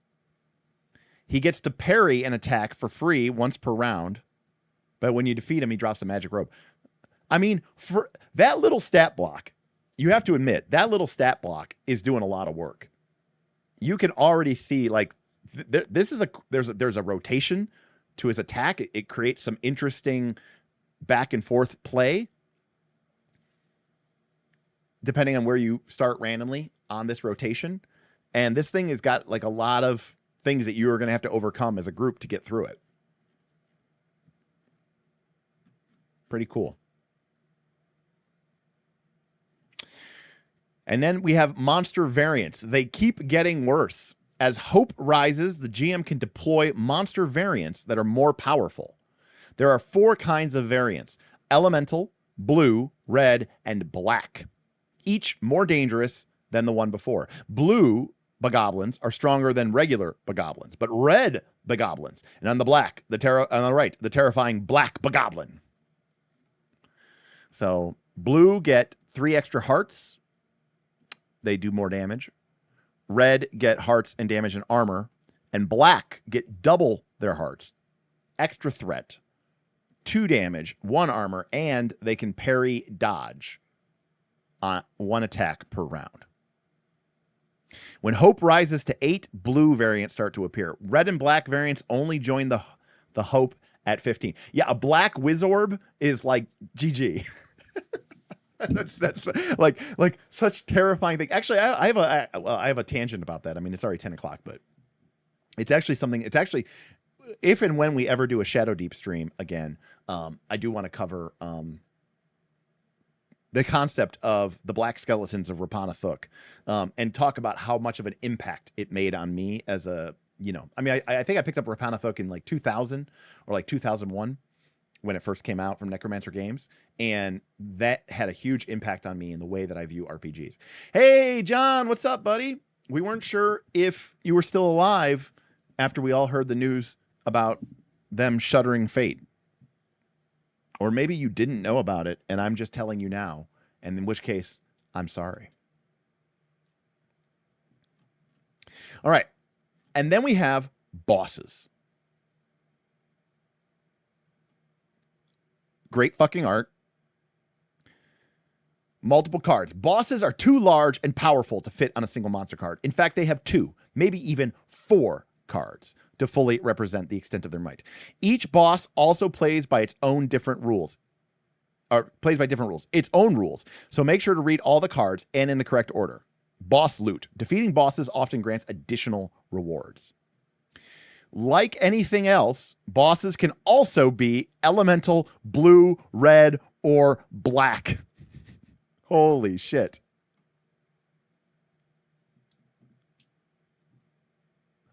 Yeah, John, they basically have said that they are no longer going to print Fate. And they said it's become such a small percentage of their overall sales that it just doesn't make sense to keep it in print anymore. So yeah, the Wizorb was not a boss. Uh-oh, is it the... Oh, it's the boss Bogoblin. How cool is that? Dude, this is... I mean, how can you not look... I mean, I grew up playing Legend of Zelda. Link to the Past is like one of my favorite, if not my favorite game of all time. I don't know about POD. I mean, they'll still have the PDF, you know, but I don't think they're going to have it in physical print anymore. All right, so here is our boss Bogoblin. It comes on 2 cards. So it's threat level 2, 35 hit points, 1 shield. And by the way, just respect to the game. I'm looking through it the first time, you know, and already I can read. Number 1, I can read this boss thing very easily, right? Like I just know what's got. Obviously I know more than. Well, number 2, I don't really have to figure like. If this was a normal monster, I'd be looking at this list and I'd be like, I have no idea what to do. And I'm like, you know what? Okay, cool. Easy. I'm just going to roll D6. Okay, we're going to start here at sweep. Deal 2d6 damage to all close PCs and to the mob. Okay, easy. Next time, shield Bogoblin. The next time you should take damage, the mob takes that damage instead. If the mob is defeated, perform cleave. Right? It's just easy. I don't have to look at the rest of the words. I just do what it says on the tin and it does it, you know? Note that until the mob is defeated, melee attacks and parry rolls have disadvantage. The boss can parry a melee attack once around, and once defeated, it drops a large bronze chest. And here is the mob. Brawl. Deal 1d4 damage, ignoring armor to a close PC. If you score a 4, repeat this action against a different PC. Call Bogoblins. The mob is joined by more Bogoblins and recovers 3d6 hearts. Everyone reroll initiative. Crowd. The mob represents a huge group of Bogoblins. It performs Brawl after every PC's turn and is considered close to every PC within far range of the boss Bogoblin, who is not hidden and who is not under cover. Attacks that target multiple creatures can target the mob multiple times, up to 3. Oh, yes, of course, it's a big, huge group. It's like a swarm. It's like a massive swarm. The boss Bogoblin can spend stamina to activate the Call Bogoblins action instead of its regular action. The mob prefers to attack the last PC who attacked the boss Bogoblin or the one with the most hearts, and they flee automatically when the mob is defeated. Mob dodge, 4. The mob can dodge any number of attacks per round. Now, to be clear, they can be parried. They just can't be dodged. And the idea is you can't be dodged, right? Because you're like literally completely surrounded. I love it. This is, you know, I mean, this is like, you know, I mean, I thought the boss design and I thought like Evan did a great job with Nimble. And I feel like this is just as thematic and cool and clean as in many ways as Nimble. I thought Nimble did a great job with their boss design as well and the art, but this is fantastic. Here is the Brutar, a sort of lion, half goat, half lion, half people. And it's on 2 cards. Threat 3. So you start with a chop, then a pounce. So you start off by just dealing D10. Then you go to the farthest PC away and deal 1d8. Then you headbutt, ignoring heart, to the close PC with the most hearts. And then you do a spinning axe and do damage to everyone. This is a phase monster. Start the fight with only this card. When the Brutar is left with 0 hearts, switch to the next card and roll for initiative. The enraged Brutar keeps everything on this card and can still perform trample. Then it becomes the enraged Brutar.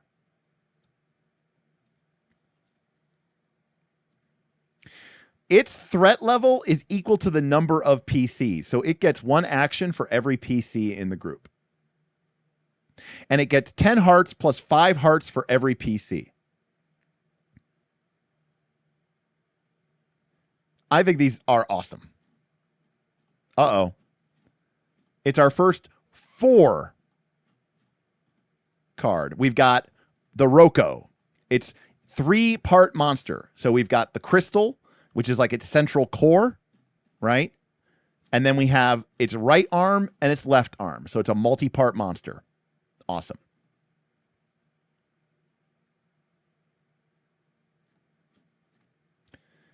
There is no monster as big, fearsome, or dangerous as a Dragor. These giant fiery lizards terrorize the lands to accumulate power and riches and can reach any region with a flap of their powerful wings.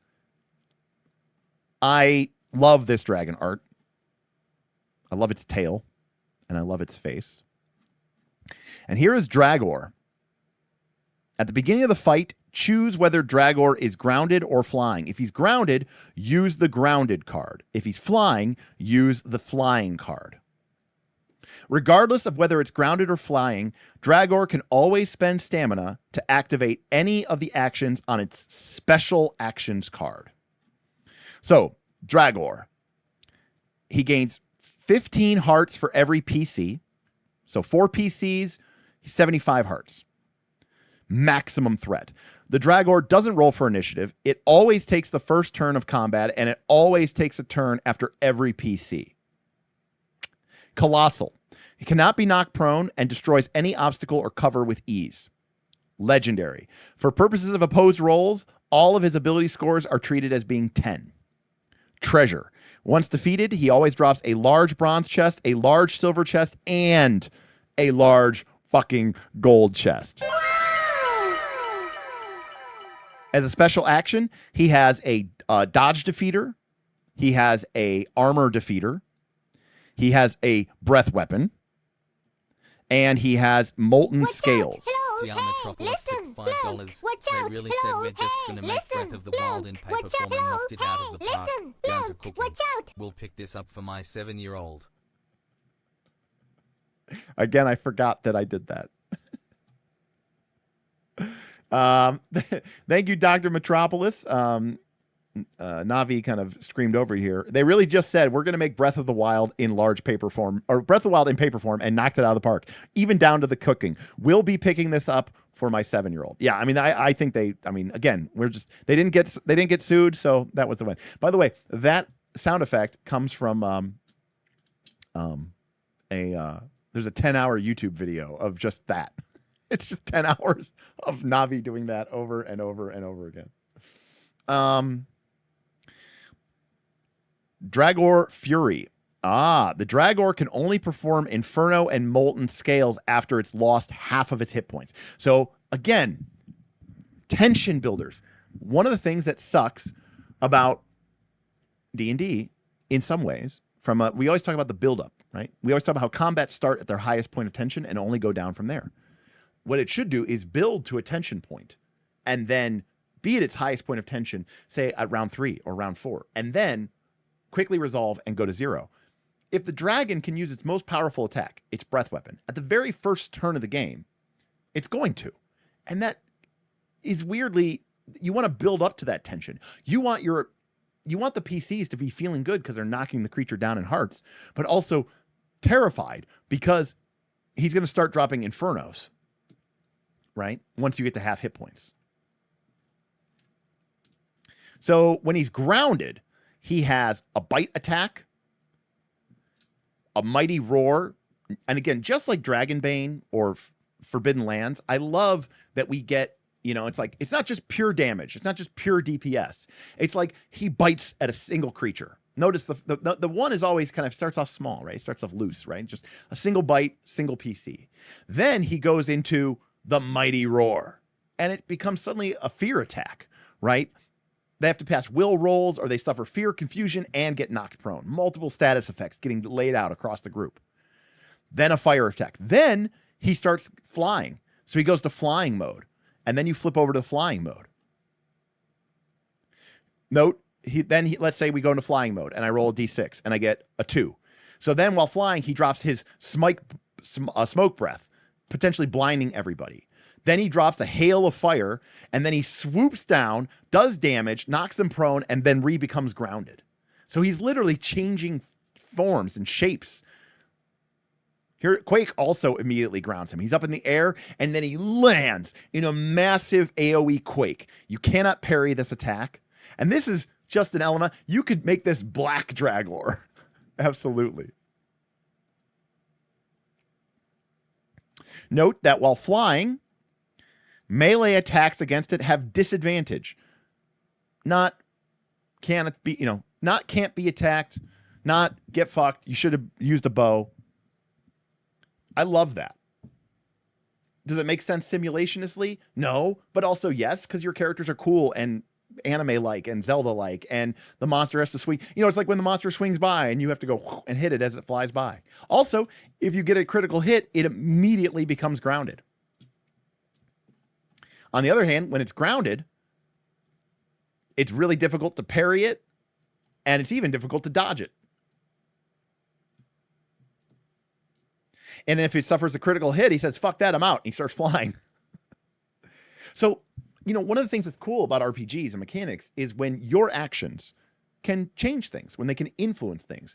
I mean, this sounds kind of silly and dumb, but being able to, the fact that you crit the monster, it might not even be necessarily good for you, but the fact that you can crit the boss and that changes the boss's mode feels really empowering as a PC, because it really does feel like you're having a massive impact on the game. And then there's the index. And what a way to end it is ending it on that on Dragor. And again, yes, that could be a Black Dragor and just do more damage and have even more hit points. Unfortunately, I don't even think the game is for sale. I think this just came out today to the people who kickstarted it and backed it. I don't know if it is for sale at all. Let me see.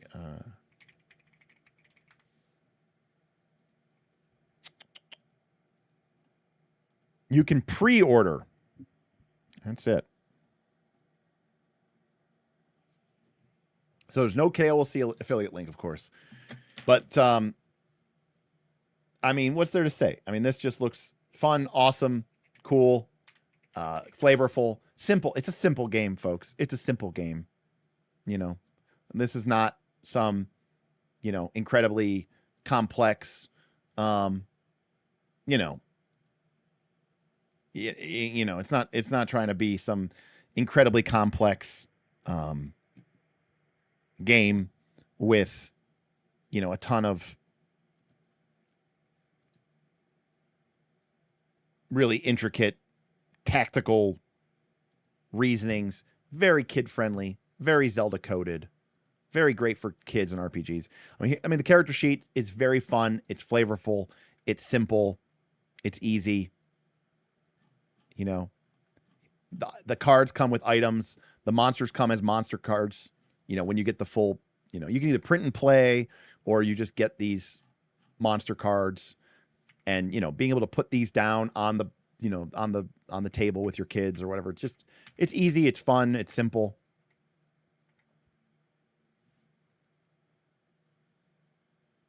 You know, getting an item is way more cool when you can just hand it to somebody. I've always been a believer in that.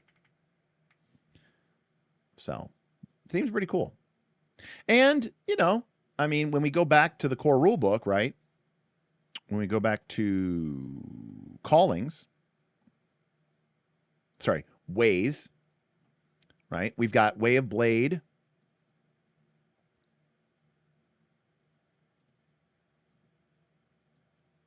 We've got the Way of Blade, the Way of Magic, the Way of Light, the Way of Wild, the Way of Shadow, and the Way of Song. And we, of course, also have the Kin.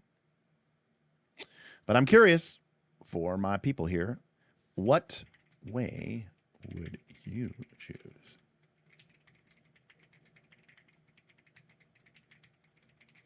Alrighty. Poll is up. Which way would you choose?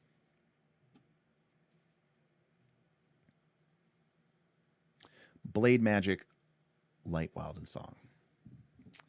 You know, Wes, I would, but you know, we're already at 3 hours and 15 minutes, and unfortunately, this stream people must not like this game because this stream did not generate much super chats or tips, unfortunately. So we're gonna have to call that one. We're gonna have to call that one even. Right, this is just your initial. Remember, you can get a second one.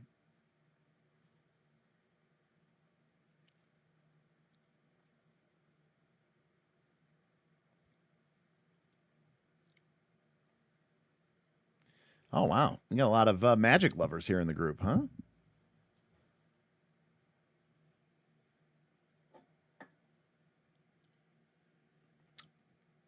Yes, you are, Dr. Metropolis. I see you. I appreciate you. And I still think you have a great screen handle. Wow, no one wants to be a priest, huh? Well, you know. So, interestingly, so let's break down the game.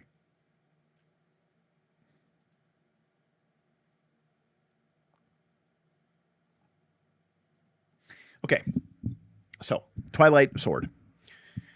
What is this game about? All right.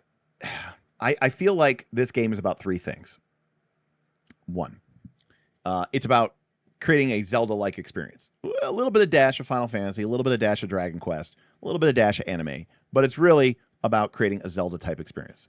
Two, it is not 5e, but it is absolutely designed and coded to be as 5e accessible as possible. And I think that is actually smart. Like, they are not trying to ice skate uphill.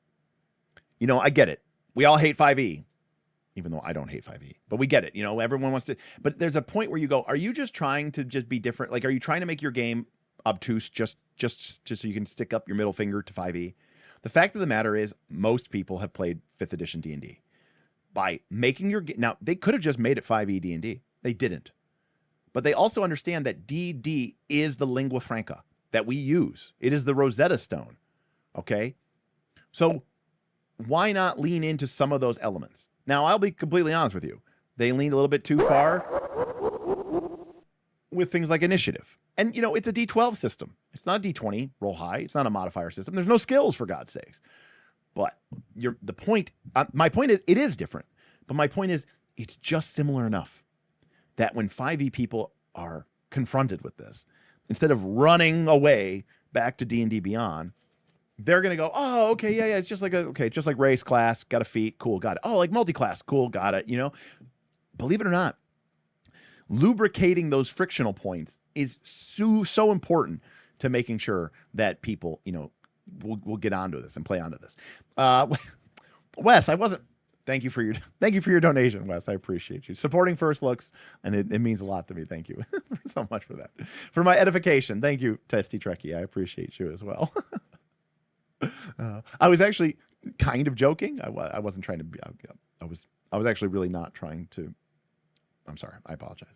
I mean, thank you so much, but I was trying to just tease Wes by saying, no, I'm not going to look at more stuff because I'm like, oh, we had a bad stream.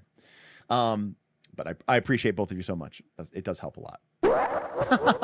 Now, Mark, I will take this because Mark gives me shit every time I stream. 1,000% better than Stovetop. Stovetop was enjoying the stream. Yeah. Oh, that's funny, Mark. So I am going to agree with Wes here. My only real initiative is the issue is the initiative. And I will also say that I would house rule initiative and be fine with the rest. Super solid execution. So what is this game about?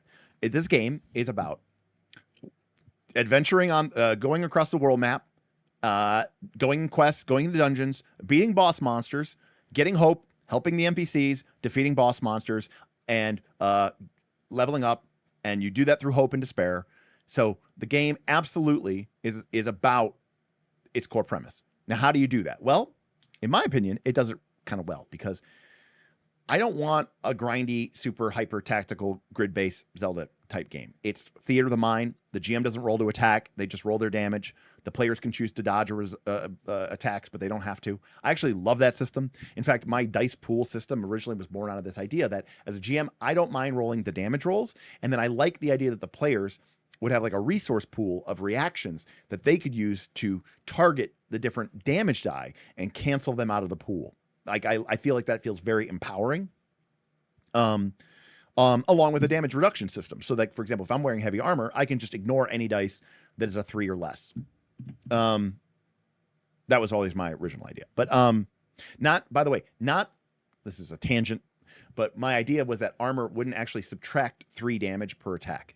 It would let you ignore dice that were of that value or lower, which means that yes, your armor doesn't do any, like if you had armor 3, you would ignore 1s, 2s, and 3s, but a 4 would still do 4 points of damage to you. And you might be like, well, that's so stupid. But number one, it's really about avoiding math. It's just about saying like, oh, okay, we don't have to like subtract 3 from every die roll. We just ignores 1s, 2s, and 3s.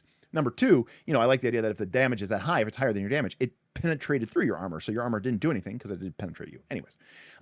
So I like this system a lot. It reminds me a lot of my theoretical idea of what I wanted to do. It keeps it fast, quick, moving, no skills, 8 ability scores. They're similar enough that people will be like, oh, I know what this is because I know D&D and I know RPGs. I think it'll play really well. I think the ways system is really flavorful and cool. The mechanics tie into that. Everything ties back to that hope hero mechanic. So I think it does a really great job mechanically of supporting its core function. Hope and despair aren't just abstract concepts. They're core to the game. The cooking and potion making system that you pick up while traveling, not just some random bullshit. It seems like it's the primary way that you're going to recover, that you're going to get consumable items throughout the course of the game. And we saw how powerful hot and cold are. So getting potions and items that can help you with that seems like a part of the game. I feel like the combat system is fun, simple, chaotic, robust. It's not the most tactical thing on earth. It's theater of the mind, a lot of hand wavium, and you're literally rolling random targets with your monsters.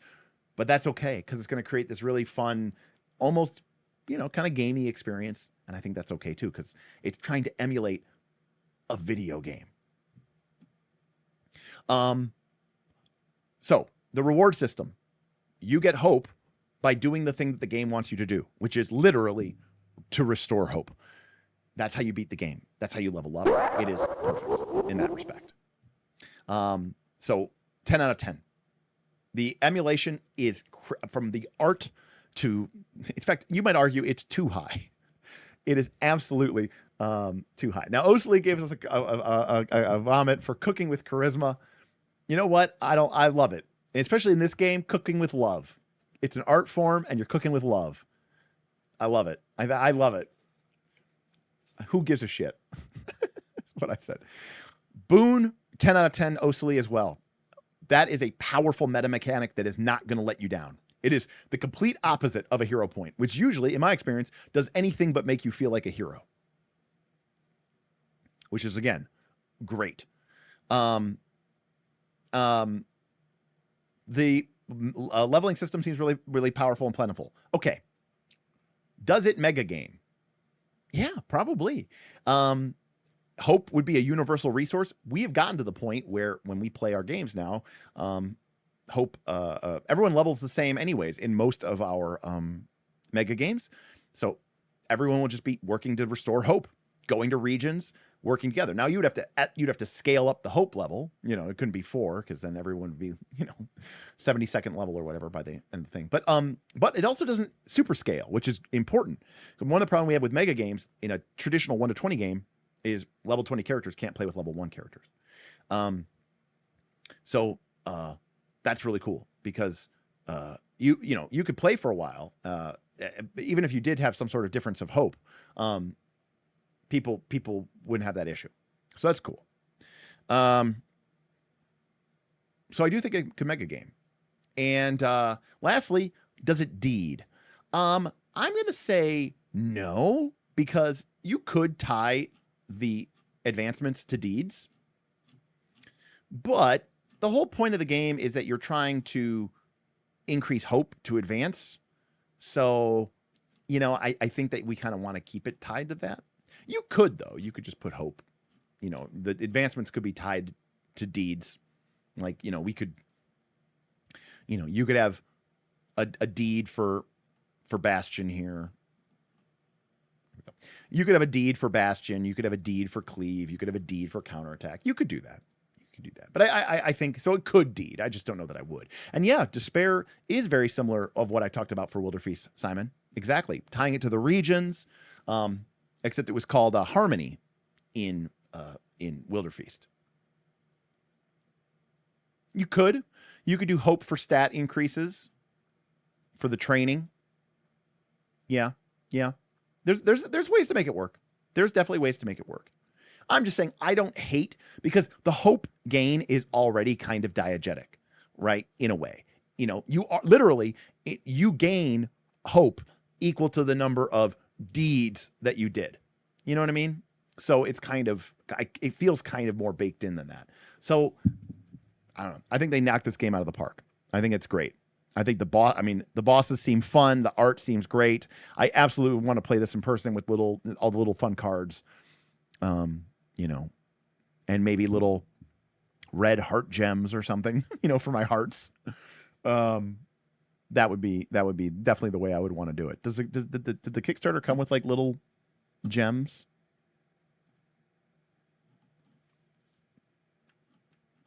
Let's see.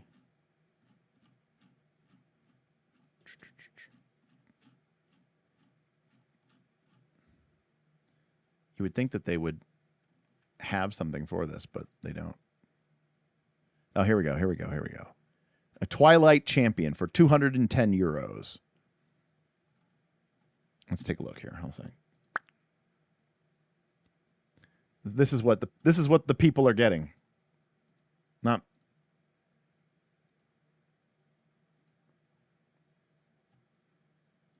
Okay. So you get the core rule book. You get the Atlas, you get the GM screen, you get the different boxes that are full of the different cards, you get a rollout map, you get different regions, you get status tokens, you get dice, then it unlocked because of the start. I think it did 176,000 or something. You get another set of dice, more magical items, you get stamina gems.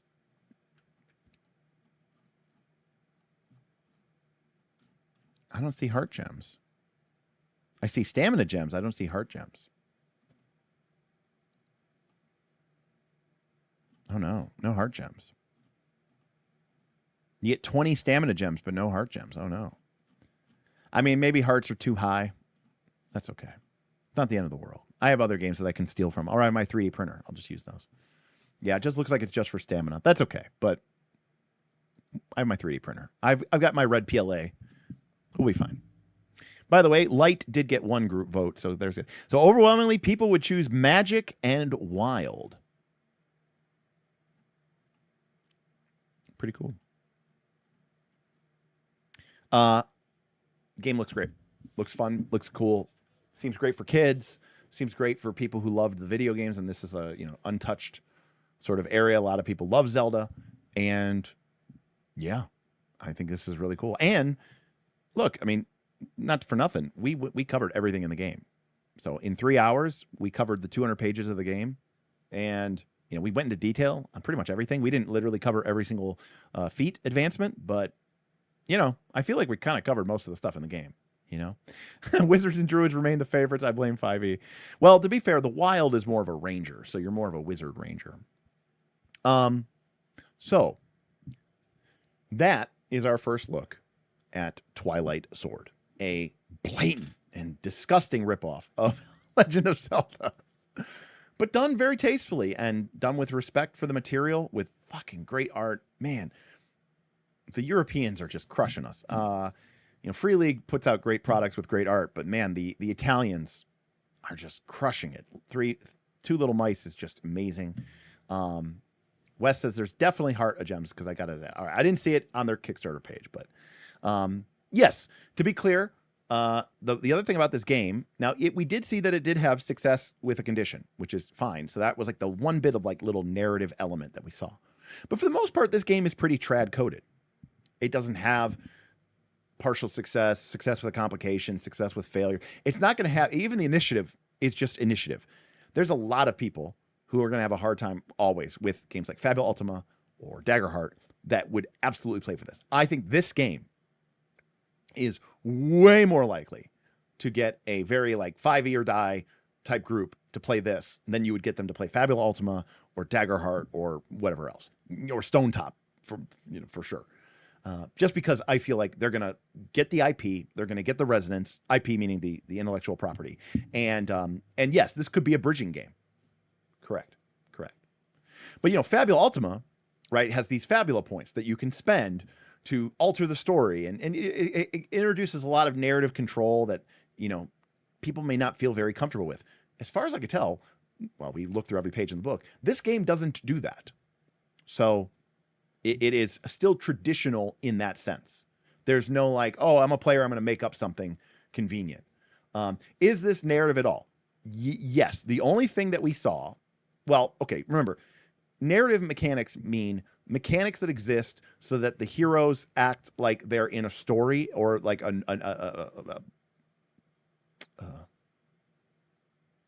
the word I'm looking for? That they are protagonists in a story. So narrative mechanics, the biggest narrative mechanic, Osily, is that you can't die unless you decide that as a group that you want to include that in your game. So by default, you can't die. So, you know, you get captured, the monsters are gonna eat you, but you can't die. So that's a big deal.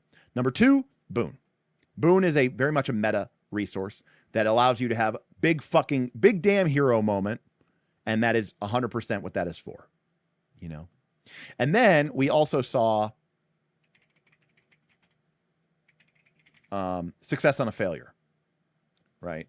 And we saw that is a rule that exists in the game. I don't remember where it was, but there, success at a cost. Sorry. This again, it's not an optional rule. It's not located in the optional rule section. It just says after a failure, the GM can sometimes allow a champion to still succeed in exchange for suffering a status effect. Okay. For example, a champion who fails a roll to smash through a wooden door can still succeed if they are willing to take the wound status as a result of that impact. So again, the way that I'm reading this is you're making them a choice. You know, they're giving them a choice. If, you know, like, well, I'll tell you what, you failed, you're not able to get through the wooden door. However, if you're willing to take the wounded status, we'll say that you kind of just batter your way through, you come through dazed, maybe your knuckles are bleeding, you're wounded. And the player says, sure, or no, but you know, at least you're kind of within that region. It's not quite GM makes a hard move type territory, right? So, yeah, I mean, it looks really, really cool to me. I think the game looks great. However, before I sign off, I've been kind of geeking out about this, and I'm thinking because almost all of my friends, including me, I guess I'm my own friend, are kind of unemployed right now. There's a real option. we have a lot of free time, you know, between people applying for jobs and stuff now. But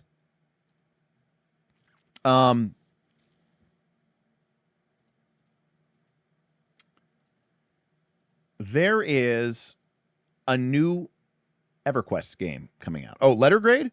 A. Solid A. I'm trying to think. I didn't like the initiative, but I think that could be very easily fixed. I suggested several just right off the rip. I think they would work. I think they would still work within, the other things.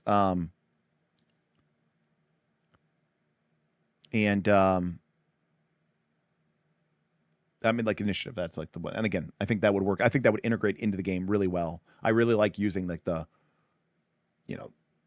I think Nimble, does Nimble do that? I'm not sure. I can't remember what Nimble does, but we've definitely seen a couple of games, whether there were action changes or not, but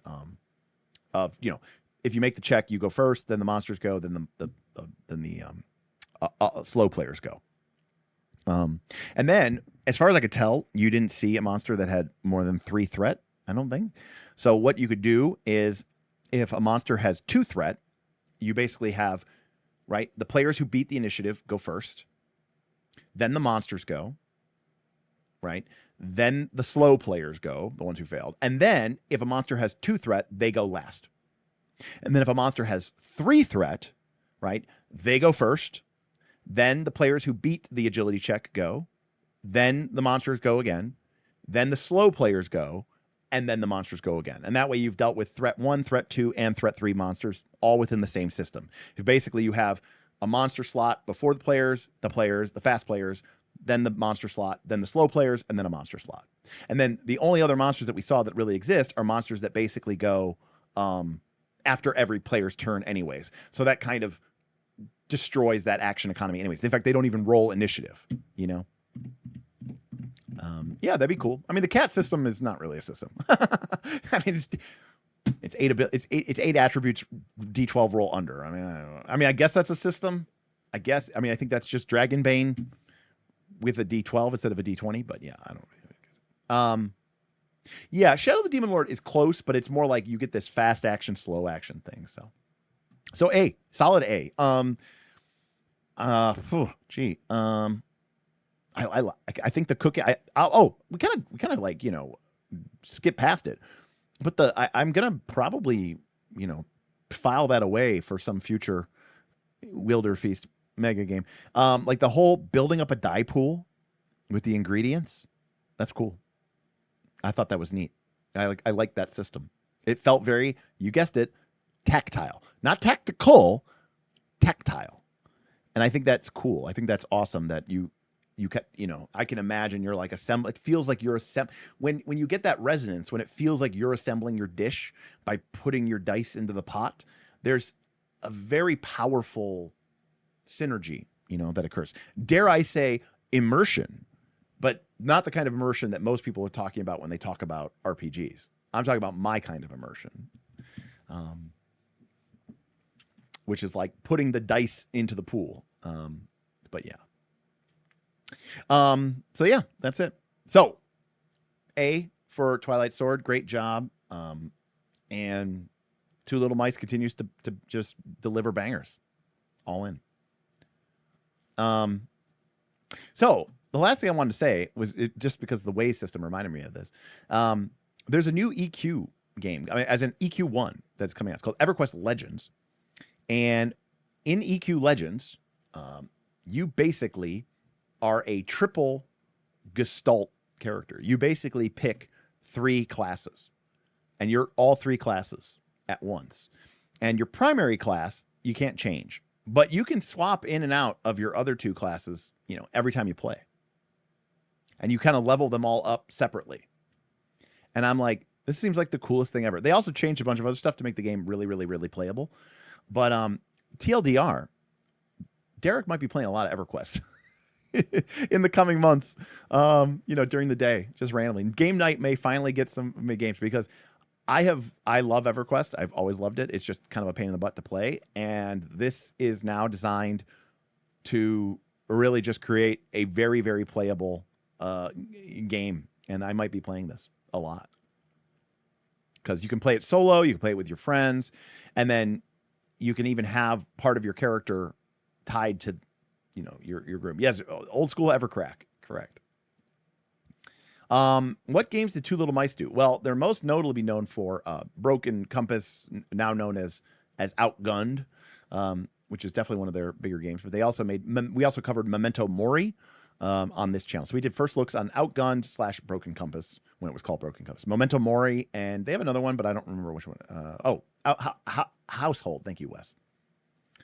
Yeah, I mean, it's been a long time, Shinobi. I mean, we did it when we were in exile. We originally had Bob play EverQuest with us, which was fine, but I was feeling the age. Now, don't get me wrong.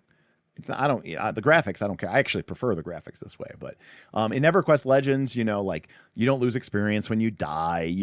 If you die, you can just go back to the beginning of your zone. If you're with a group of people, you can instance any zone so that you get your own private instance of that zone. You can dial up the difficulty. So if you and your friends have, you're going into a zone and you just want it to be you guys, you just enter into an instant version of the zone, and then you're kicking ass and you're like, guys, we're kicking ass. Let's crank the difficulty up. We're going to get bonus experience points, bonus loot drops. So it's really just aimed at getting to the fun of the MMO experience, of kind of just basically what used to be a chat room and is now probably just a voice chat with your buddies while grinding mobs, which to be honest with you, sounds amazing to me right now.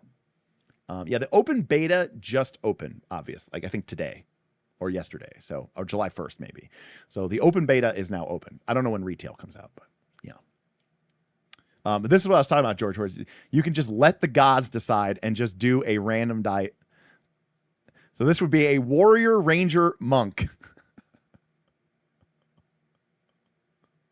So you can just literally just, if you want to just, roll it randomly.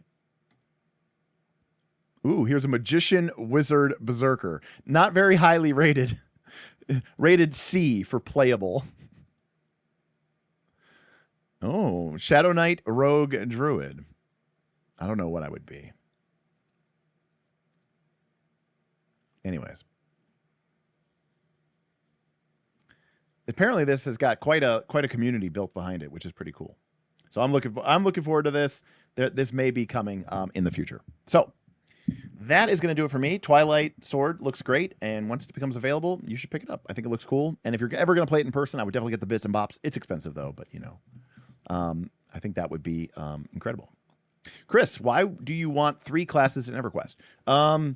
So that you can heal and do damage and be able to teleport or something like that. It's so that you can just kind of do everything. Part of the problem with EverQuest is just that you need a big group to be able to do stuff, and having multiple classes gives you an experience that you wouldn't otherwise get. It's just like Twilight Sword, how you're like, oh, I'm the way of the blade, and you're like, oh, now I'm going to be the way of the blade and the way of light. I'm going to be kind of like a paladin by combining those two. We don't need a paladin. We have those two. So yeah, I don't know. It looks really cool. I'm interested in it. So thank you everybody, especially for the pity super chats, which came in there at the end there. So thank you Trekkie, thank you Wes Anderson, thank you Wes Lawrence, I should say.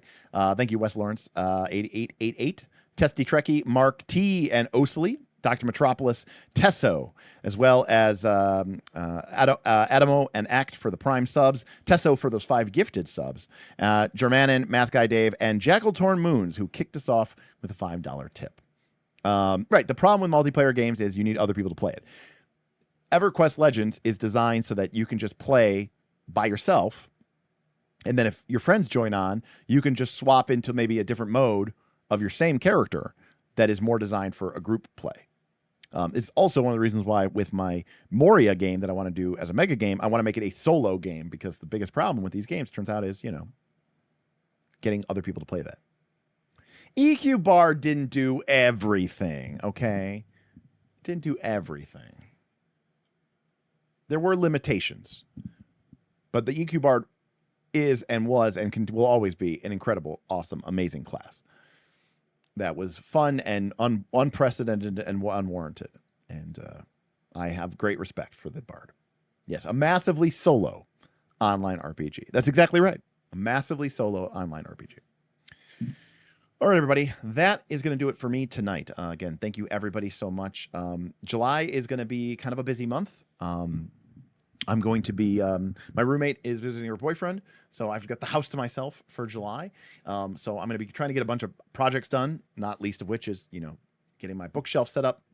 I'm debating if I want to do some sort of like LED integration with the shelves, to make it look cool, make it pop. But I'm definitely going to be doing that, getting stuff out of my storage unit, kind of cleaning out my garage a bit, and getting through there. But I'm also going to be kicking off here the Avatar, Daggerheart, and Blades in the Dark games. Now that they were supposed to start in like when the One Ring started, so they were supposed to start like at the middle of May, end of May, basically by June 1st, and now obviously it's July 2nd, so they're we're like 4 or 5 weeks behind. Just apologize for that, but I had gotten sick, and then there was NightCon, and I got kind of overwhelmed. We will be back Sunday for adventure number 2 of our One Ring campaign. At the end of July, I will be at Gen Con, hanging out with Stephen Glicker and Jess Redicop, and we're mostly going to be doing we're mostly going to be like part of Professor Dungeon Master's entourage. He's going to be right in the middle of his backer kit or Kickstarter for Deathbringer. I'm pretty much going to be at every single one of his seminars. I think I'm going to be doing a lot of audiovisual stuff there, but I'm kind of going as a civilian, which is pretty neat. And not like this is a problem, but Origins has become sort of Knights of Last Call Con. Literally this year it was NightCon.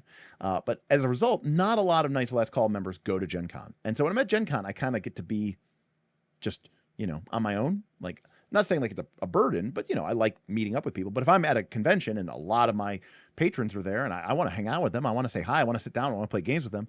So one of the cool things about Gen Con is because not a lot of my community goes there anymore because they all go to Origins, is I'm kind of like more riding solo, doing whatever I want. So that's kind of key. That's kind of cool.